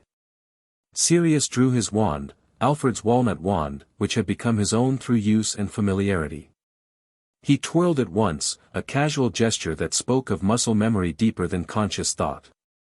"Your father was one of the best duelers I've ever seen," Sirius said. Not because of power, though he had plenty, but because he was unpredictable. He combined spells in ways that shouldn't work. He used the environment, the terrain, the opponent's expectations against them. He fought like a marauder, creatively, relentlessly, and with a complete disregard for the rulebook. "And you?" "I fought like a black." The grin was sharp. "Which means dirty." They started. It was the hardest thing Harry had ever done. Not because Sirius was cruel or relentless, he pulled his spells, softened his impacts, gave Harry time to recover and adjust. But he was fast. Devastatingly fast, even diminished by a decade in Azkaban. His spell chains were fluid, seamless, one incantation flowing into the next without pause or hesitation. He moved like water, shifting, redirecting, never where Harry expected him to be. And he read Harry's attacks with the ease of a man who trained with James Potter and survived a war. The first session lasted 40 minutes. Harry landed exactly 2 spells. Sirius landed everything else. "You're telegraphing," Sirius said, helping Harry up from the floor for the 7th time. "Your wand arm moves before your intent focuses. It's a fraction of a second, but against a good duelist, a fraction of a second is a death sentence. You could see that. I could see it, predict it, and counter it. So could Voldemort. So could Dumbledore. So could any Death Eater worth the name." Sirius held out his hand. Again. They dueled every day. Some sessions were structured, specific techniques, specific counters, drilling the fundamentals until they were reflex. Others were freeform, Sirius attacking without warning, forcing Harry to react, adapt, improvise. The improvement was rapid. Harry's magical foundation was vast, years of theory, years of core development, a wandless capability that most adult wizards couldn't match, and when he started layering combat technique onto that foundation, the results were startling. By the 3rd week, he was landing half his spells. By the 5th, the sessions were lasting over an hour. By the end of July, Sirius was sweating. "You're casting non-verbally in combination," Sirius said after a session where Harry had chained a silent disarming charm into a banishing hex into a leglocker curse in under 2 seconds. "While moving. While shielding. Harry, that's aura-level combat casting. Is it enough? Against anyone you'll face at Hogwarts? More than enough. Against Voldemort at full power? Sirius paused. Not yet. But you're 12. You have time. Do I? Sirius met his eyes. You know something. The wraith escaped. It's out there, weakened, disembodied, but alive. And Voldemort doesn't give up. He'll find another way back, another body, another path to power. It might take years. It might take months. I don't know. But he'll come. Then we'll be ready. We. You and me and the pack of terrifyingly competent 12-year-olds you've assembled. Sirius grinned. And speaking of the pack, I've been in contact with Remus. Harry's heart jumped. Lupin. You found him? He found me. Saw the Prophet article, apparently spent 3 days crying and then sent an owl that was approximately 4 feet long and consisted mostly of apologies. I sent one back that was mostly apologies from my end. We've been writing. Sirius's expression softened in a way that Harry had never seen, a gentleness that went deeper than affection. He wants to meet you. I want to meet him. Sirius, I've heard about him for years, he's coming next week. He's not in great shape. The lycanthropy has been hard on him, and the years since the war have been harder. The wizarding world isn't kind to werewolves. But he's Moony. He's family. Then he's welcome here. Remus Lupin arrived on a Tuesday morning, and he was exactly and nothing like what Harry had imagined. The years had been cruel. He was younger than Sirius by a few months but looked a decade older, grey threaded through brown hair, scars on his face and hands, a thinness that spoke of chronic illness rather than starvation. His clothes were patched and worn and scrupulously clean. His eyes were amber, warm, and deeply, painfully cautious, as if he'd trained himself to expect the worst from every encounter and was always faintly surprised when it didn't come. He stood in the doorway of Grimmauld Place and looked at Sirius, and Sirius looked at him, and neither of them said anything for a very long time. Then Sirius crossed the hallway in 3 strides and pulled Remus into a hug that lifted the other man off his feet. You absolute bastard, Sirius muttered into Remus's shoulder. I know, Remus said, and his voice was wrecked. You believed it. You believed I did it. I know. I'm sorry. I'm so sorry. I'm sorry too. For everything. For not trusting you enough to tell you about the switch. For letting us drift apart. For all of it. They held on. Harry watched from the stairs, and the warmth in his chest was so intense that his starfield rippled, stars pulsing in sympathy. When they finally separated, Remus turned to Harry. His amber eyes swept over Harry's face, the messy hair, the sharp features, the green eyes that were so absolutely lilies that Remus visibly caught his breath. Harry, Remus said, and his voice cracked on the name. You look like my dad. With my mum's eyes. I know. You look like both of them. The best of both of them. Remus stepped forward, hesitant, as if approaching something fragile. I'm Remus Lupin. I was your parents' friend. And I'm sorry I wasn't there for you. You're here now. Remus's careful composure fractured. Just for a moment, a blink, a breath, and Harry saw underneath it the same raw grief that Sirius had carried for years.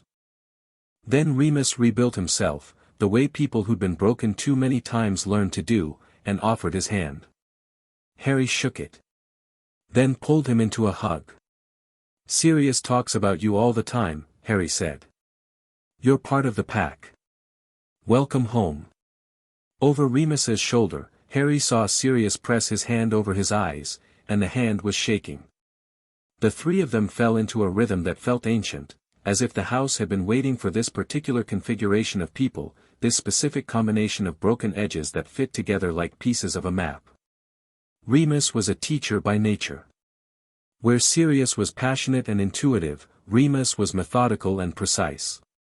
He filled the gaps in Harry's education with a thoroughness that made Hermione's revision schedules look casual, defensive theory, counterjinx methodology, the precise wand movements and incantations for spells that Sirius had taught through description but never demonstrated. "Your wandless capability is extraordinary," Remus said after watching Harry summon a book from across the room with a flick of his fingers. "But you're relying on it as a crutch. Wandless magic is powerful but imprecise at range. The wand exists for a reason, it channels and focuses your intent in ways that raw magic can't match. At close range, wandless is an advantage. At distance, the wand is superior. So I should use both. Together. Simultaneously. Your wand hand casts structured spells while your offhand channels raw force for shield work, telekinesis, environmental manipulation. 2 weapons instead of 1. They practiced. Remus, it turned out, was an exceptional dueler, not as fast as Sirius, but more tactical, more patient, with a defensive style that was nearly impossible to penetrate. He and Sirius had clearly developed complementary approaches, Sirius all aggression and speed, Remus all patience and precision. When they dueled Harry together, the first time, he lasted approximately 90 seconds. "That's actually impressive," Remus said, helping Harry up. "Most aurors don't last that long against 2 opponents of our caliber. Most aurors aren't 12 and aren't fighting their godfather and honorary uncle." "True. But most 12-year-olds can't cast a nonverbal shield charm while simultaneously levitating a training dummy into their opponent's line of fire. So let's call it a draw on the impressiveness front." Harry laughed. It was becoming easier, laughing, relaxing, allowing himself moments of unguarded happiness. The starfield was still there, still cold and vast and protective, but he was learning to let the warmth exist alongside it. Not replacing the shields, but living beyond them. August brought Harry's 12th birthday, and Sirius made good on a promise that was 6 years old. Harry came downstairs to find the kitchen transformed. Streamers in red and gold, Gryffindor colors, looped from the ceiling. A banner that read "Happy Birthday Harry" in letters that shifted color every few seconds was hung above the stove. A cake, enormous, 3-tiered, chocolate, clearly not made by Sirius because it was actually edible, sat on the table surrounded by candles that flickered with magical flames. And people. The kitchen was full of people. Ron and Hermione and Neville, obviously, they'd arrived by Fleur that morning.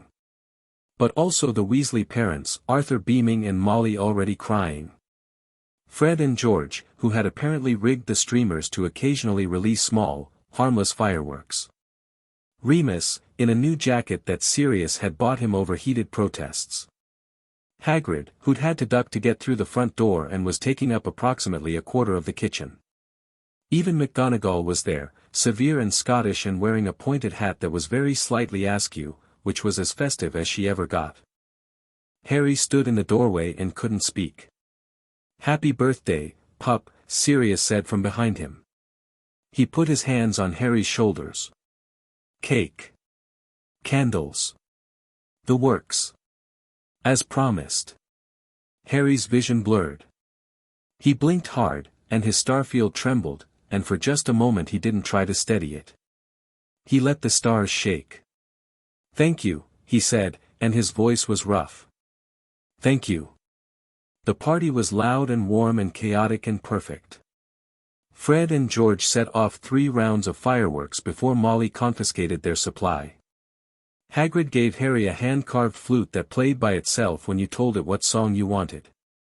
Remus gave him a set of his parents' old-school photographs, recovered from storage, including one of the 4 marauders in their 7th year that made Sirius go very quiet for a long time. Hermione gave him a book, naturally, Ron muttered, but this one was different. She'd made it herself, a handwritten compendium of every useful spell, charm, and defensive technique she'd found in her research over the summer, indexed and cross-referenced and annotated in her precise, clear hand. "It's not finished," she said. "I'm going to keep adding to it. I thought, well, we should have a reference." For everything we learn. All of us. It's incredible, Hermione. I know, she said, and then blushed. Sorry. I'm working on the modesty thing. Don't work too hard. You earned it. Neville's gift was wrapped in brown paper and tied with garden twine. Inside was a small glass vial containing a single seed, golden, luminous, pulsing with faint magical light. It's a heartbloom seed, Neville said quietly. They're incredibly rare, there are maybe 10 in the world. My mum grew the parent plant. Gran found the seed in Mum's old greenhouse notes and cultivated it for 20 years. He swallowed. It blooms once, for one person, when they need it most. I want you to have it. Harry held the vial up to the light. The seed glowed like a tiny sun. Neville, I can't take this. It's your mother's, it's mine. And I'm giving it to you. Because you're the person who told me my parents were heroes when nobody else bothered, and that matters more than a seed. Harry closed his hand around the vial. I'll take care of it. I know you will. Ron's gift was a chess set. Not a fancy one, carved wood, slightly uneven, clearly handmade. The pieces were animated but crude, with personalities that Ron had painstakingly programmed over the summer. The knight on the left is a bit aggressive, Ron said. And the queen's got a temper. But they'll fight for you. Harry set up the board that evening, after the party, after the guests had gone home and Sirius and Remus were drinking fire whiskey in the drawing room and the house was warm and quiet. He played against himself for an hour, learning the pieces' personalities, watching them argue and strategize and occasionally refuse to move if they disagreed with his tactics. The queen, in particular, was formidable. She'd march across the board, destroy an opposing piece, and then turn to glare at Harry as if to say, "And what took you so long?" She reminds me of Hermione, Harry told Sirius later. The queen piece? Competent, opinionated, and slightly terrifying when she's right about everything. Sirius laughed.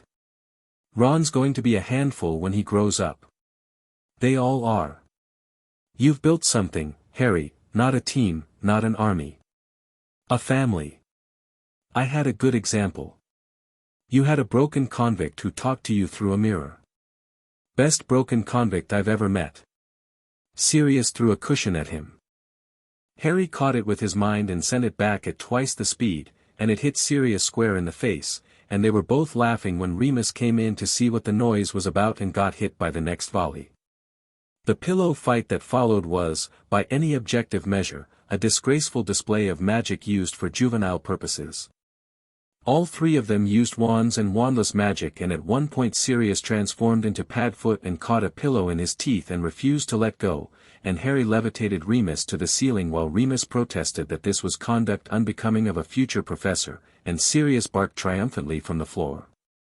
They collapsed in a heap on the drawing room carpet, out of breath and aching from laughter, surrounded by the wreckage of 6 pillows and one very confused house elf. I have been made to understand, Creature said, surveying the devastation, that Master Sirius is an adult. Creature, buddy, that's the most hurtful thing you've ever said to me. Creature says many hurtful things to Master Sirius. It is Creature's primary form of communication. Harry laughed until his ribs ached, and the stars in his mind burned warm. The last week of August arrived with Hogwarts letters and book lists and the looming reality of return.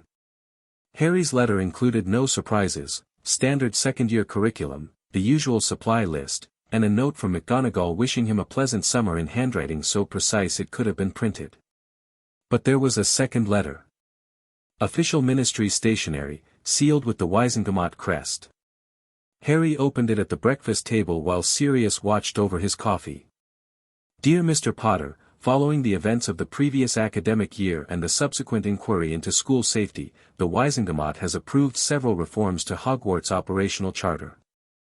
Among these, the establishment of an independent student safety committee with advisory authority, the requirement for annual review of all faculty by the Board of Governors, and the restructuring of the Defense Against the Dark Arts curriculum under new leadership. As you may be aware, the position of defense against the dark arts professor remains vacant. The board has recommended, and the headmaster has approved, the appointment of Mr. Remus J. Lupin to fill this role, effective September 1st. Harry looked up. Remus was standing in the kitchen doorway with an expression of terrified delight. "You're joking," Harry said. "I'm not." Dumbledore offered. "I said yes." Remus swallowed. "I also said I'd resign if my condition became a problem, and he said he'd arrange for the Wolfsbane potion to be brewed monthly by Professor Snape." Snape. Snape. Who, I'm told, is not thrilled about this but has agreed because Dumbledore asked him to. Also because the potion is incredibly complex and Snape can't resist a challenge. "Remus is going to teach you defense against the dark arts," Sirius said, grinning so wide his face looked like it might split. "The man who taught you to duel is going to be your professor. I think the universe is finally getting its act together." Harry stood and crossed to Remus and shook his hand. "Professor Lupin." Remus's eyes were bright. "Mr. Potter. Don't go easy on me. I would never dream of it." They went to Diagon Alley the next day, all three of them. Harry and Sirius and Remus, walking through the leaky cauldron and into the alley in broad daylight. No hiding, no disguises. Sirius Black, exonerated and free, walking openly for the first time in over a decade. People stared. Of course they stared. The combination of the boy who lived and the wrongly imprisoned Lord Black was enough to stop traffic. But Sirius met every stare with the lazy, aristocratic confidence of a man who had been born to draw attention and had simply taken a decade-long intermission. "The trick," Sirius murmured to Harry as they passed a gawking cluster of witches, "is to act like you belong everywhere and are impressed by nothing. You're enjoying this." "Immensely." They shopped efficiently. Books, supplies, fresh robes for Harry who had grown 3 inches over the summer. Flourish and Blots was hosting a signing by some author Harry didn't recognize, a blonde, beaming man whose books appeared to be primarily photographs of himself. "Gilderoy Lockhart," Remus said with an expression of carefully neutral distaste. "He was in the running for the defense position before me." "What happened?" Dumbledore interviewed him and determined that his practical knowledge of defense was, how did Minerva put it, functionally indistinguishable from that of a moderately intelligent flobberworm. Harry grinned. He purchased his books, sidestepped Lockhart's attempt to pull him into a photo opportunity with a smooth "notice me not" push, and moved on. They ran into the Weasleys outside the bookshop. Molly hugged Harry with an enthusiasm that lifted him off the ground. Arthur shook Sirius's hand and engaged him in a 15-minute conversation about Muggle motorcycles that both of them clearly enjoyed enormously. Ron showed Harry the tactical ward-breaking book he'd mentioned, which was covered in notes and margin annotations in Ron's messy scrawl. "I've adapted the grid-based ward analysis to chess notation," Ron said. "It works. You can map a ward structure the same way you map a board, identify strong points, weak points, lines of force. It's brilliant. That's genuinely innovative, Ron." "Yeah." Ron's ears went red. "I mean, yeah. I know. I've been working on it." They ran into the Malfoys too. Lucius Malfoy was tall, cold, and so precisely groomed that he looked like he'd been manufactured rather than born. His eyes swept over Harry and Sirius and Remus with a contempt so practiced it was almost elegant. "Sirius," Lucius said. "I see freedom hasn't improved your taste in company." Lucius. "I see marriage hasn't improved your personality." Draco stood behind his father, dressed in immaculate robes, his face carefully blank. But his eyes met Harry's, and in them Harry saw something that hadn't been there in June. Not the cautious respect of a boy reconsidering his allegiances, but something sharper. Something desperate. Harry recognized that look. He'd worn it himself, in the cupboard, in the dark. The look of someone trapped. Later, in a quiet corner of the leaky cauldron, Harry told Sirius what he'd seen. "Draco's scared. Not of me, of his father." Something's changed over the summer. Lucius is tighter, more controlled, more aggressive. The inquiry shook him, the Prophet articles, the board investigation. He feels exposed. Exposed people are dangerous, Sirius said. Lucius Malfoy escaped Azkaban by claiming the Imperius curse. If his cover is slipping, he'll double down. And Draco will bear the cost. What can I do? Be available. Don't push, Draco won't respond to pressure. He's been raised to see vulnerability as weakness. But let him know the door is open. If he's going to break from his father's path, he needs to know there's somewhere to land. Harry nodded. Another piece on the board. Another constellation in the starfield. September 1st arrived with all its familiar ceremony, the platform, the barrier, the scarlet train. But this time, Harry walked through the barrier with Sirius and Remus on either side, and the feeling of it was so different from last year's solitary passage that he had to stop for a moment on the other side and breathe. Sirius pulled him into a hug on the platform. Write every week. Use the mirror for emergencies. And Harry, I know. Be careful. Be yourself. That's more terrifying than careful. Remus shook his hand. I'll see you in class, Mr. Potter. Looking forward to it, Professor. Harry boarded the train. Found his compartment, the same one from last year, as if it had been waiting. Ron was already there, his tactical ward-breaking book open. Hermione arrived with a cat she'd acquired over the summer, a squash-faced ginger beast named Crookshanks who took one look at Harry and climbed into his lap with the decisive entitlement of an animal who'd found its person. Neville was last, carrying Trevor and a confidence that sat on him like new clothes, slightly stiff, slightly unfamiliar, but growing more natural by the minute. Second year, Ron said. Second year, Hermione agreed. Let's make it count, Neville said. The train began to move. London slid away, replaced by suburbs, then countryside, then the rolling green of the English Midlands. Harry sat with his friends around him and the cat in his lap and the mirror warm in his pocket and watched the world stream past. He thought about the cupboard. The darkness, the dust, the smell of old shoes. The loose floorboard and the velvet-wrapped glass and the moment a 5-year-old boy had whispered, "Hello," to nothing and something had answered. He thought about Sirius. The broken man in the cell, the tears, the laughter. The stories told through glass, the lessons learned in whispers, the plan hatched in desperation and executed with precision. The dog on the Scottish beach. The man in the garden with 2 mugs of tea. He thought about his parents. The letter in the vault.